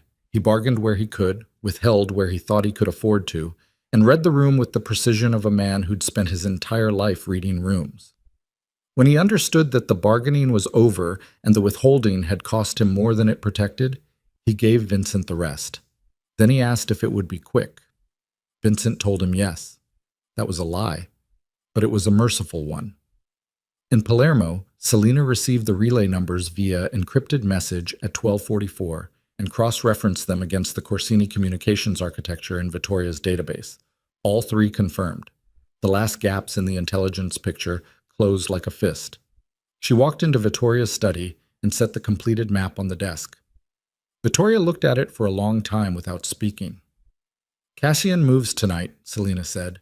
His people are already in motion. I'm reading 3 vehicles on approach to the compound from the northern road. He's not waiting for a response to his threat. He never intended to. No, Vittoria agreed. He didn't. Luca fed him updated compound positioning 2 hours ago. Based on what I told Luca to tell him, Cassian believes our security is concentrated on the eastern perimeter and the main house is minimally staffed. Selena paused. It's not. Vittoria looked up from the map. Dante's people arrived through the western approach 40 minutes ago. 17 personnel. They're positioned in the olive grove and the lower terraces. Selena kept her voice level. When Cassian's vehicles breach the northern gate, which our guards will allow them to do, they'll be entering a box. Vittoria was quiet for a moment. You invited Valieri soldiers into my compound, she said. Not angry, measuring. I invited Allied personnel into a secured perimeter for a coordinated defensive operation, Selena said. The distinction matters. Does it? It will matter when this is over and you're deciding what our relationship with the Valieri network looks like going forward. Vittoria studied her. That long, gray clinical examination that Selena Slimas had learned to hold without looking away. You're thinking beyond tonight, Vittoria said. I've been thinking beyond tonight since Monaco. Another silence. Outside the window, the late afternoon sun was dropping toward the Mediterranean, and the compound's long shadows were stretching across the stone like dark water rising. Cassian will be on the yacht, Vittoria said finally. He doesn't enter fields personally. He watches. I know, that's why we're not waiting for him to enter the compound. Vittoria's eyes sharpened. The yacht is anchored 11 kilometers off the coast, Selena continued. There's a De Luca vessel in Palermo harbor, the Adriana, the one Luca uses for courier runs. Cassian's people know that boat. They've seen it for years. It won't trigger his maritime surveillance. Vittoria went absolutely still. You're going to him, she said. Yes. You're not a soldier yet. I'm not going as a soldier. Selena looked at her grandmother with the steady, unblinking certainty she'd been building since the Gulf Stream over the Atlantic. I'm going as the De Luca heir. The thing he wants. I'll give him the meeting he's been trying to force. He'll take you. He'll try. Selena reached into her jacket and set the Beretta on the desk beside the map.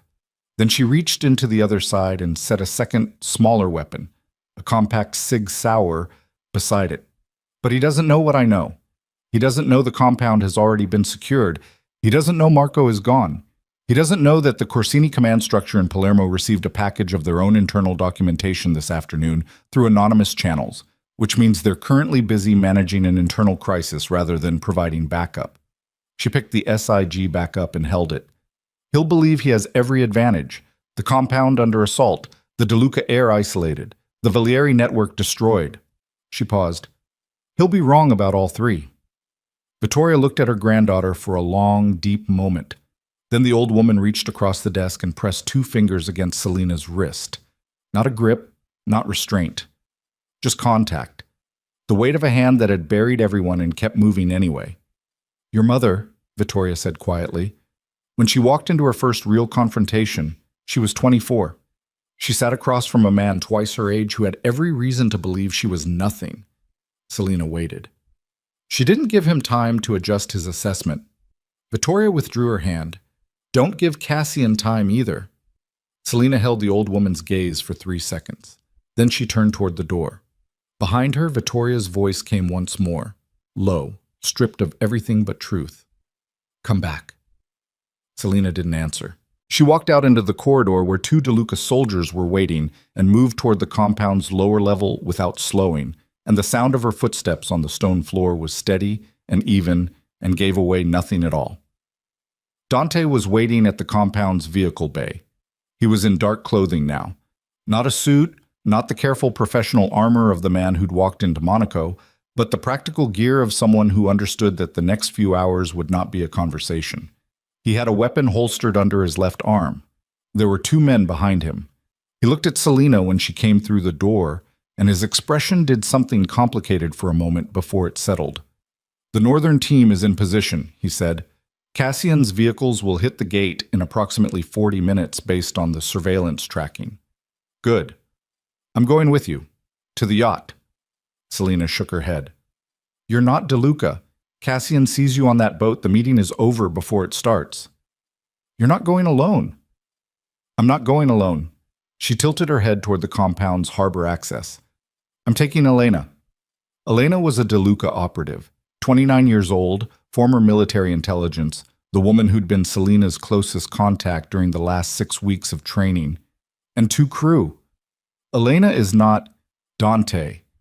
His name came out of her like a weight being set down, controlled, final.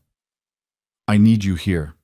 When Cassian's people come through that northern gate, someone who knows how to run an intercept operation needs to be coordinating the response. That's you." She held his gaze. "I need you doing what you're good at." Something moved through his face. The resistance. The instinct to override, to control, to be the one who moved toward the danger rather than letting someone else carry it, moved visibly through him and then, with visible effort, didn't win. 40 minutes, he said. Less, if possible. "If you're not back in 2 hours, I'll be back." She started past him toward the harbor access. "Make sure your people don't shoot at anything that comes off the water after midnight." She was 3 steps past him when his hand caught her wrist. Not hard, not restraining, just contact. The way Vittoria's fingers had pressed against her pulse, but different, heavier, carrying the accumulated weight of 5 years of failures and 1 courthouse morning and everything neither of them had said, and everything both of them still didn't know how to say. She stopped. She didn't turn around. His grip loosened immediately. He didn't hold her, just held the moment. And then his hand dropped. "Selena." She waited. "I'm sorry," he said, "for all of it. I know that doesn't—" He stopped, started again. "Just come back." She stood in the doorway for exactly 1 second, then she walked through it into the night. The Adriana moved out of Palermo Harbor at 9:41 p.m. with its running lights low and its engine at half throttle, threading through the dark water toward a set of GPS coordinates 11 kilometers off the coast, where Cassian Moreau's yacht floated like a lit city against the black horizon. Selena stood at the bow and watched it grow. Beside her, Elena checked her weapon silently. The 2 crew members held their positions without speaking. The engine's vibration came up through the deck and into Selena's feet, and she used it the way Luca had taught her, as a grounding point, something physical to anchor her body while her mind ran through the operation one final time. What she knew: Cassian had 43 personnel on French soil. The yacht would carry a private complement, probably 12 to 16 armed security plus crew. He would have received word by now that his vehicles were approaching the compound. He would be watching. He would be comfortable. What Cassian didn't know was considerable. What Cassian didn't know was everything. The yacht grew larger. Lights moved on its deck. A searchlight swept the water in a lazy arc and passed over the Adriana and continued without stopping. The boat recognized, cleared, expected. Luca's final service. Selena's hand moved to the SIG at her hip. She didn't draw it, just touched it. The Adriana came alongside the yacht's boarding platform, and a man in dark clothing appeared at the rail above and looked down. He said something in French. Elena replied in French, smooth, natural, the voice of someone conducting a routine delivery. The man gestured them up. Selena climbed the boarding ladder onto Cassian Moreau's yacht at 9:57 p.m., and the moment her feet touched the deck, she could feel the operation around her like a living thing. The compound 40 minutes behind her, where Dante's people and the DeLuca soldiers were tightening a box around the northern approach. The Corsini network in Palermo, currently tearing itself apart over leaked internal documents. The Sicilian night surrounding everything in warm darkness and the smell of salt. And ahead of her, through a glass door that a security man was already opening, With the slightly too casual ease of someone containing professional excitement, Cassian Moreau. She saw him before he saw her. He was in his 50s, tall, lean, silver-haired, with the particular brand of attractiveness that came from money and the absolute conviction that you were the most important person in any room. He was standing at a wet bar, pouring 2 glasses of something amber, and he turned when the door opened with the expression of a man who had been waiting for exactly this moment and had been rehearsing his reaction to it for a long time. His expression moved through surprise, genuine, quickly controlled, and settled into something warm and predatory. "Serena DeLuca," he said. He lifted one of the glasses toward her. "I was beginning to think you wouldn't come." Selena walked into the room. The security man closed the glass door behind her. She counted 4 additional personnel in the cabin without appearing to look. Weapon positions, 2 on her left, 1 at the far end, 1 near the bar, all armed, all watching her with the calibrated attention of professionals who'd been told this woman was the evening's primary objective. Cassian offered her the glass. She took it. She didn't drink. "Sit down," Cassian said, settling into a white leather chair and crossing one leg over the other with the ease of a man entirely at home in his own danger. "We have a great deal to discuss." Selena sat. She set the glass on the low table between them. She looked at Cassian Moreau, at his silver hair and his careful eyes and the particular smile of a man who believed he'd already won. And she felt the cold in her chest spread outward through her limbs like armor settling into place. "Yes," she said. "We do." From the corner of her peripheral vision, she saw one of the security men shift his weight. The glass door behind her was closed. The boat rocked slightly on the dark water. Somewhere behind her on the boarding platform, Elena, the glass door behind Selena opened. Not slowly, not politely.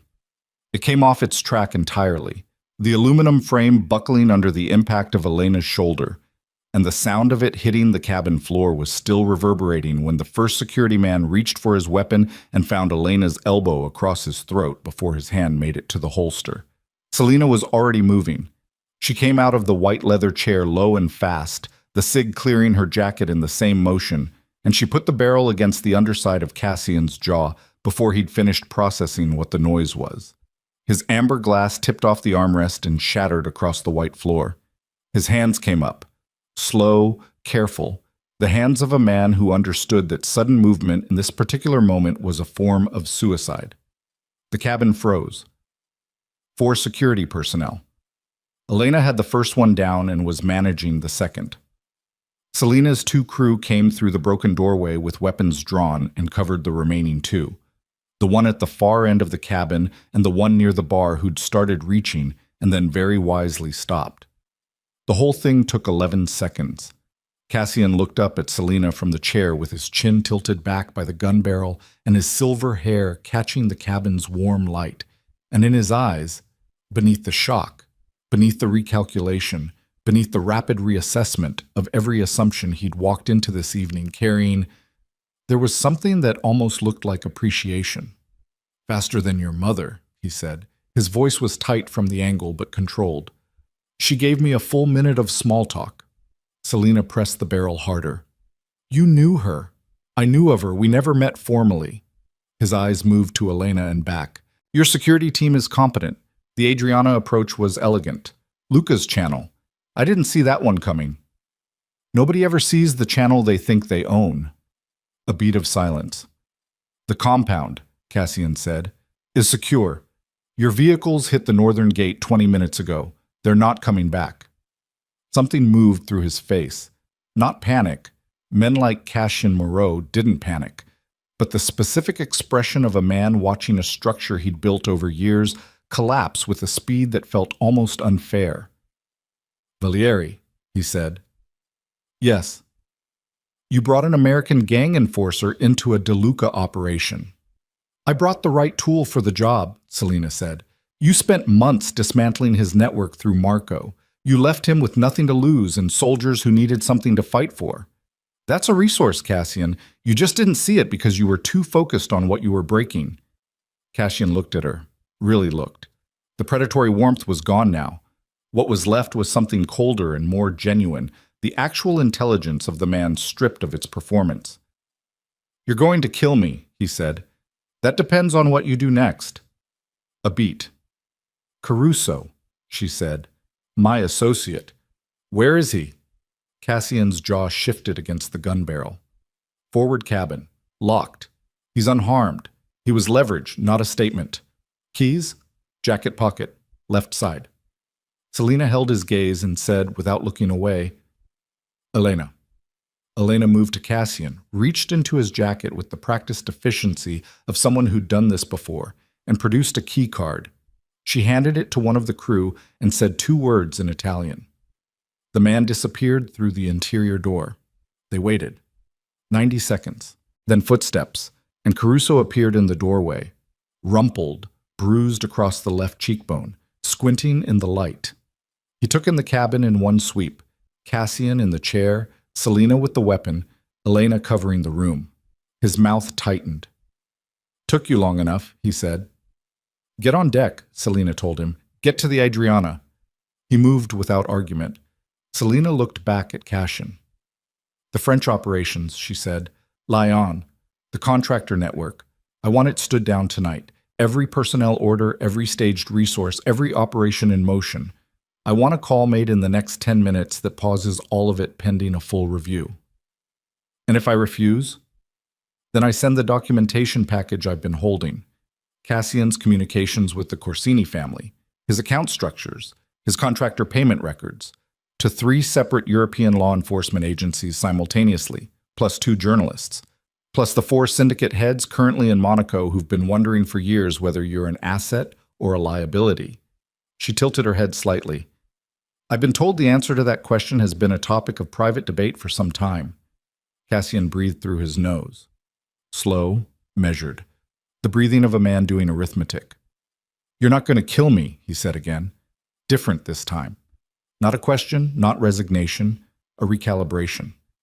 "You need me functional. A dead Cassian Moreau creates a power vacuum in the French network that benefits no one, including the DeLucas." "Correct. So this is a restructuring. This is a conversation about terms."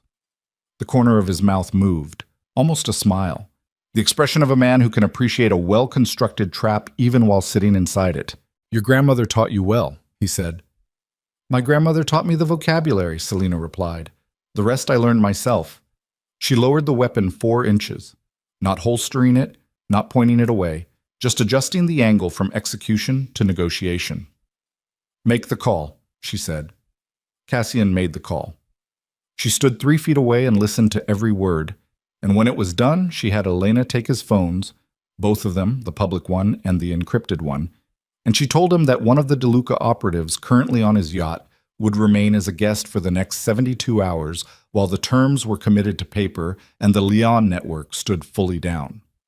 Cassian looked at the operative, a quiet, hard-faced woman named Sabine, who had been embedded in Cassian's security detail for 4 months without his knowledge, and understood that the word guest was doing considerable work in that sentence. "You had someone inside," he said. "For 4 months," Selena confirmed. Luca didn't know. Luca didn't know. Another beat of that almost appreciation in his eyes. "The Corsini family," he said before she turned to go, "they won't accept what happened tonight quietly. Pietro Corsini has been hunting the DeLuca bloodline for 26 years. You've just announced very loudly that the bloodline is alive and capable." "I know. He'll come for you personally. I'm counting on it." She walked out. The Mediterranean air hit her face on the deck and she breathed it in, salt and engine fuel and the particular coldness of open water at night, and stood for a moment at the rail before moving toward the boarding ladder. Below, the Adriana waited. Caruso was already aboard. Elena appeared beside her silently, and they descended without speaking. The engine turned over. The boat pulled away from the yacht, and as the distance opened between them, Selena watched Cassian's vessel recede into the dark, lit and elegant, and full of a man who was currently sitting in a white leather chair, recalculating everything he thought he knew about a woman he'd spent 6 months underestimating. She sat down on the deck bench and felt her hands begin to shake. Not fear. The body releasing what it had been holding for the past hour.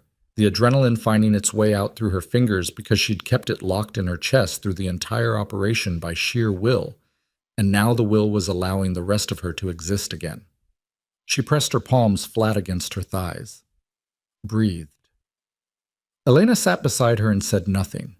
That was one of the things Selena had come to value about her. She understood the difference between silence that needed filling and silence that needed keeping. The lights of Palermo appeared on the horizon. The compound came back to them at 12:34 in the morning. It was quiet in the way that places are quiet after violence has moved through them and left. Not peaceful, but emptied. The northern approach was lit up with portable lights, and she could see figures moving through the olive grove in the systematic pattern of a post-operation sweep. 2 vehicles were stopped at the gate, their doors hanging open, their occupants no longer a concern to anyone. Dante was standing at the harbor access when the Adriana docked. He looked at her the moment she came off the boarding platform, and his eyes moved across her in the rapid, involuntary assessment of someone checking for damage. The same look she'd seen on his face 100 times when soldiers came back from operations, the accounting of what was still whole. She was whole. Something in his shoulders released. "Cash in," he said. "Standing down. Controlled. 72 hours to finalize terms." His people at the gate? "Your people handled it?" 11 detained, 3 didn't cooperate. He said it simply. The mathematics of what that meant required no elaboration. Selena nodded once. Caruso. Already inside. Rosa's looking at his face. A pause. He complained the entire way up from the harbor, said the bruising was going to affect his ability to project authority. Something cracked open briefly behind Selena's sternum. She pressed it closed. "Good," she said. "That means he's fine." They stood at the harbor access while the crew secured the Adriana and the compound's lights moved in the middle distance and the Mediterranean continued its absolute indifference to the events of the evening. The night smelled like jasmine and propellant residue, the specific combination that Selena suspected she would never fully separate in her memory. "Marco?" she said. "Handled." Dante's voice was flat. Vincent confirmed at 2200. She absorbed this. Marco Santini, 15 years of performed loyalty, 7 years of patient betrayal, a man who'd brought tulips to anniversary dinners and fed her location to people who wanted her dead. Gone now. A closed account. She waited for something to feel different. It didn't. That was the part that stayed with her. And the Corsini documentation? Released to the Palermo Network leadership 2 hours ago. Dante's jaw shifted. Pietro Corsini is going to have a very difficult few days managing his own organization. He won't be in a position to move on anyone for at least a week. Maybe longer if the internal fallout is what we think it will be. "It will be," Selena said. "The account records alone will cost him 3 of his captains." Dante was quiet for a moment. "You've been planning this for months," he said. "Since before Monaco. Probably since Sicily." "Yes." The documentation release, the Luca channel, Sabine on Cassian's yacht. He said it without accusation. Something else. Something that sounded like a man adding things up and finally arriving at the correct total. "You used me." "I used what you had. There's a difference." "Is there?" Selena looked at him. "You used me for 5 years as social camouflage," she said. "The quiet wife at the gala who didn't embarrass you enough to matter and didn't threaten anyone enough to notice. I used your military resources and port access for a 6-hour operation that protected both our interests." She held his gaze. "Yes, there's a difference." The silence between them was the longest one yet. Dante looked away first. He looked at the harbor, at the black water, at the lights of Palermo soft on the horizon. His profile in the compound lights was everything she'd memorized over 5 years. The sharp jaw, the cut of his nose, the particular set of his mouth when he was holding something he hadn't decided how to carry yet. "I read what Marco sent the Corsinis about you," he said quietly. "The full file. Not just the operational intelligence, the assessment reports." Selena waited. "He described you as negligible. A domestic presence. Emotionally unstable under pressure. No strategic value. No independent threat capacity. Dante's voice was very still. He sent that assessment 8 months into our marriage. I never saw it. I never knew it existed. Would it have changed how you treated me? The question was honest. Not a weapon. Just the thing that needed asking. Dante was quiet for a long time. I don't know, he said finally. And the honesty of that, the refusal to give her the comfortable answer, hit her harder than a comfortable answer would have. That's the most truthful thing you've said to me since the courthouse, she said. He looked at her then. I'm trying, he said. Low, almost rough. Not practiced, the opposite of practiced. I know that doesn't fix anything. I know there's no... I'm not asking for anything tonight, Selena. I'm just trying to say the true thing instead of the useful thing. She stood in the jasmine and propellant air and looked at the man she'd married and divorced and pulled across an ocean into a war that had started before either of them existed. She thought about the portrait of her mother in the hall, that ferocious, certain beauty, the anger that kept her alive until it didn't. She thought about what Vittoria had said on the Gulf Stream. She thought about a phone call at 3 a.m. She thought about a gold ring on a courthouse table and the way she'd walked out into the rain and climbed into a car and stopped looking back. Come inside, she said. We have a lot of work to do before morning. It wasn't forgiveness. It wasn't the absence of everything that had happened. It was something smaller and more real. A door left open to a room that hadn't been named yet. Dante followed her inside. 3 weeks later, Pietro Corsini made his move. He came himself, which was what Selena had told Cassian she was counting on, and which was also the thing that Vittoria had said would happen, and Dante had called a dangerous assumption, and Selena had simply waited for. Pietro was 61 years old. He'd run the Corsini family for 2 decades and survived 4 assassination attempts and outlasted 3 government investigations through a combination of brutality, patience, and the complete and total conviction that history was on his side. He had ordered the Palermo massacre 26 years ago from a hotel room in Milan and slept soundly that night and every night since. He came with 12 men to a meeting he believed he'd engineered.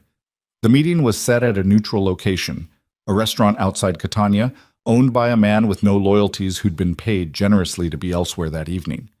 The message inviting Pietro had come through what appeared to be a Corsini-aligned channel, suggesting that the De Luca heir was isolated, her alliance with Valieri fractured, and willing to negotiate directly.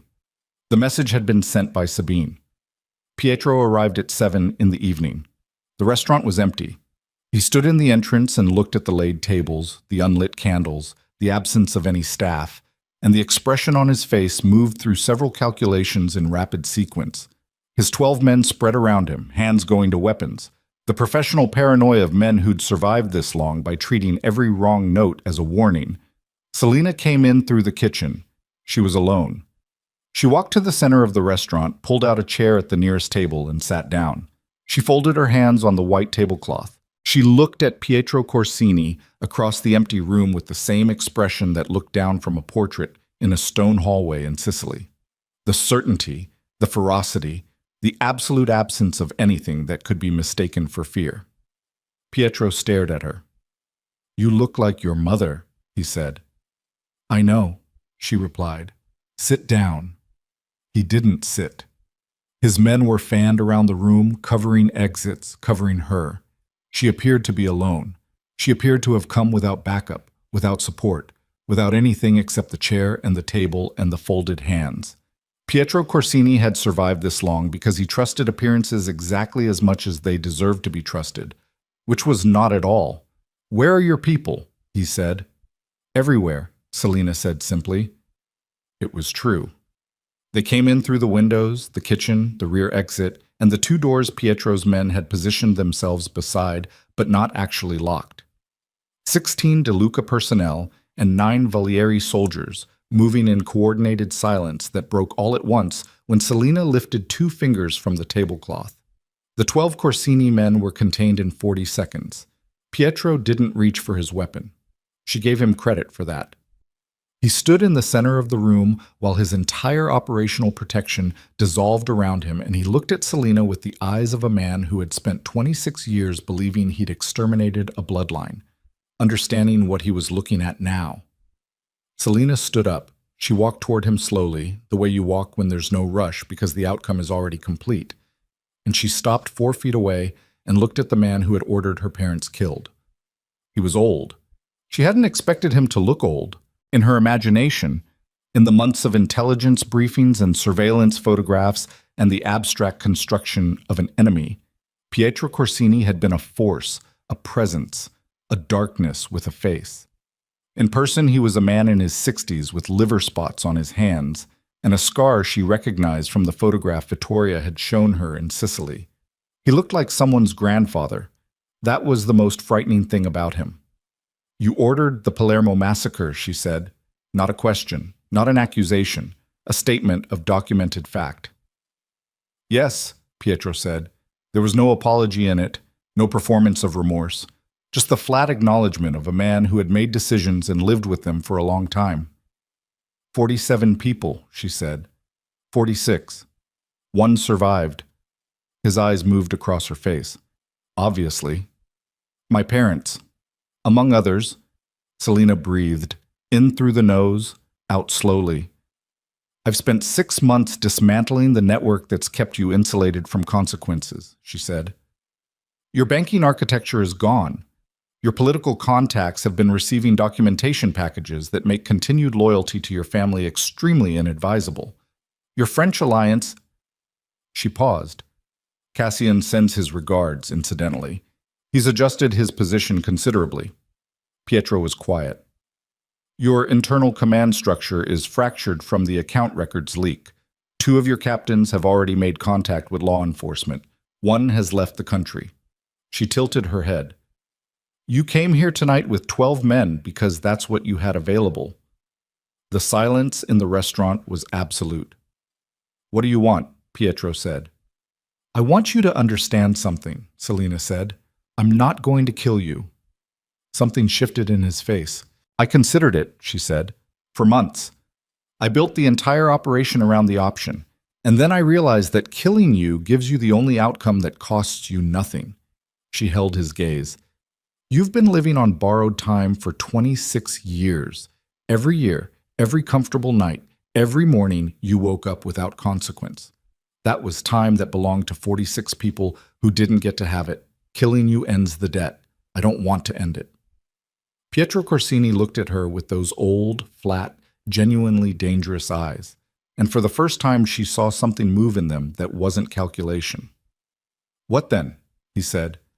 "You're going to stand in a courtroom," Selena said, "with documentation that makes every defense argument impossible and testimony from 3 of your own people who've already agreed to cooperate.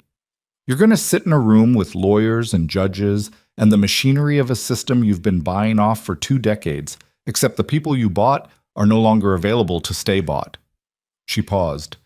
"And you're going to spend the rest of your life in a place where every morning is exactly the same as the one before it, and nothing you say or think or plan matters to anyone." Pietro stared at her. "That," Selena said quietly, "is what I want." The Italian justice system moved on Pietro Corsini with the speed of something that had been waiting for its moment. The documentation package, compiled across 6 weeks of De Luca intelligence work, cross-referenced with financial records from the Valieri network's surviving contacts, authenticated by 3 independent forensic accountants, was delivered to the prosecutorial authority in Palermo simultaneously with the testimony agreements from Corsini's defected captains. Pietro was arrested 11 days after the Catania restaurant. He didn't fight it. That surprised people. It didn't surprise Selena. She thought she understood why. A man who had ordered a massacre and slept soundly for 26 years wasn't afraid of violence or consequence. He was afraid of irrelevance. And what she'd built for him was the most complete irrelevance available. There was nothing left to fight with. The compound was quieter after that. Not empty. Vittoria's operation never fully stilled. The intelligence networks kept running. The financial infrastructure kept moving. The compound's population of soldiers and advisors and specialists went about the work of a dynasty reasserting itself.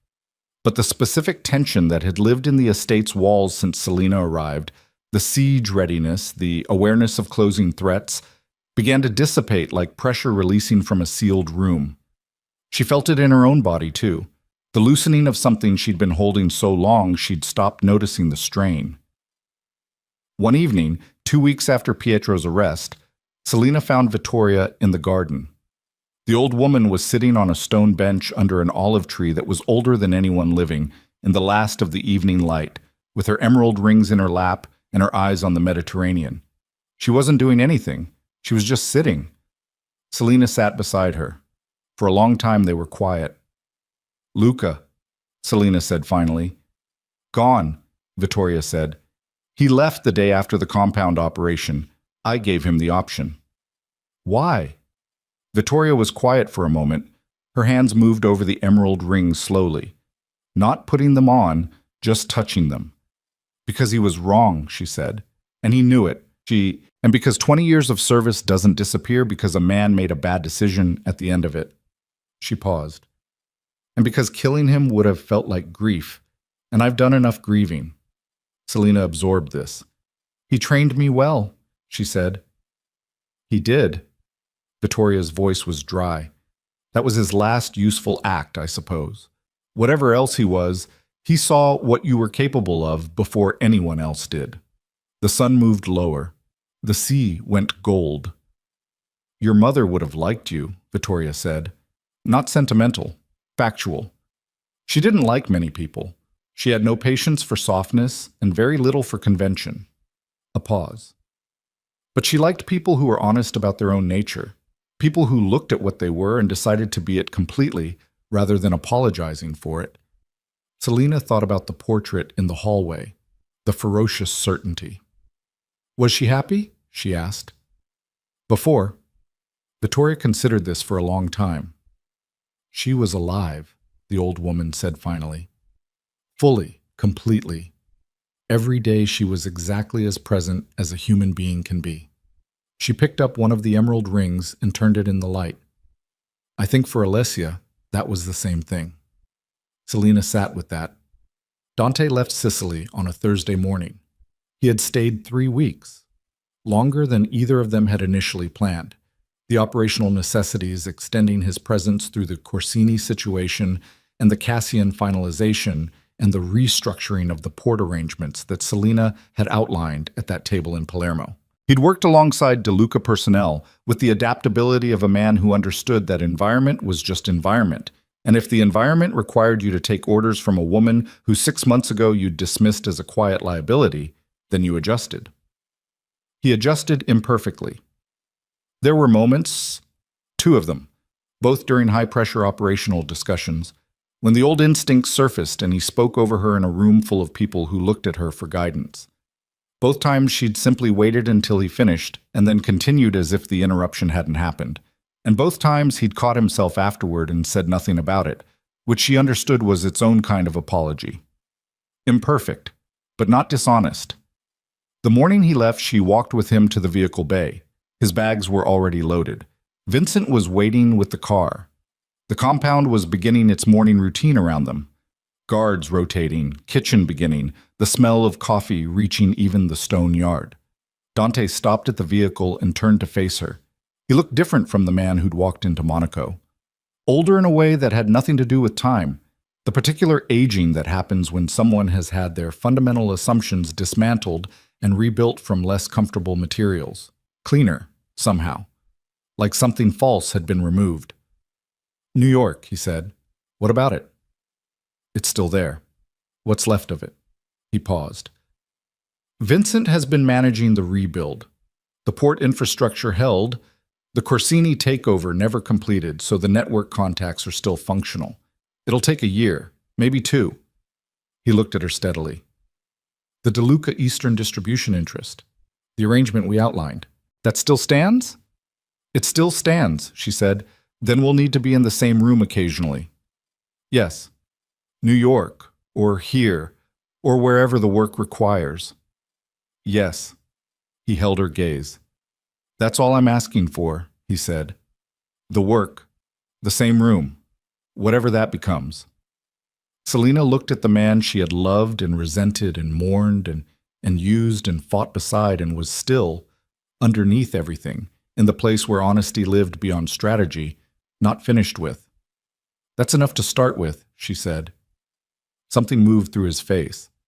Not relief, something quieter. The expression of a man receiving not what he wanted, but what he could honestly say he'd earned. He reached into his jacket and produced something small. Not the Mont Blanc pen, not divorce papers. A thin gold band. Her ring from the courthouse table. She'd assumed it was gone, left behind, discarded, lost in the machinery of the day. He'd kept it. She looked at it in his palm for a long moment. "Not now," she said. "Don't mistake this for now." "I know." He closed his fingers around it. "I'm just returning what was yours." He held it out again. She took it. It felt different in her hand than it had the day she'd taken it off. Same weight, same cold metal. But the meaning had shifted. Not a symbol of what had been discarded, not a symbol of what was recovered. Something else. A material fact. A small, specific truth about a story that wasn't finished being written. She put it in her jacket pocket. "Safe flight," she said. Dante got in the car. She stood in the vehicle bay and watched the convoy move through the compound gates and onto the cliff road, and she watched until the last vehicle disappeared around the curve and the road was empty and the sound of the engines faded into the general sound of the morning. Birds, wind, the distant machinery of the Mediterranean. Then she turned back toward the main house. Vittoria was standing in the doorway at the top of the stone steps. Her emerald rings caught the morning light. Her gray eyes held Selina's from 50 feet with the absolute equanimity of a woman who had waited for this granddaughter for 26 years and was in no hurry to look away. Selina climbed the steps. "Well," Vittoria said. "Well," Selina replied. They went inside together. The portrait hall was quiet in the morning light. The faces looked down from their gilded frames, generation after generation of DeLuca women, every one of them carrying that particular certainty in their eyes. Selina walked the length of the hall slowly, the way she'd begun doing each morning, letting herself be seen by the dead and letting them remind her what she was made of. She stopped in front of her mother, Alessia DeLuca. 23 years old in the portrait, ferocious and beautiful and fully present, exactly as alive as a human being can be. Selina looked at her for a long moment. Then she reached into her pocket, felt the ring there, the small, specific weight of an unfinished story, and kept walking toward the window at the end of the hall where the Mediterranean filled the frame from edge to edge, blue and enormous and completely indifferent, the way it had been before any of them existed and would be long after every name in this hall was forgotten. She put her hand flat against the glass. The sea moved. The morning continued, and the last surviving heir of the DeLuca dynasty stood at the window of her family's home, above the cliffs of Sicily, in the light of a day that had been paid for at considerable cost, and breathed. Just breathed. That was enough.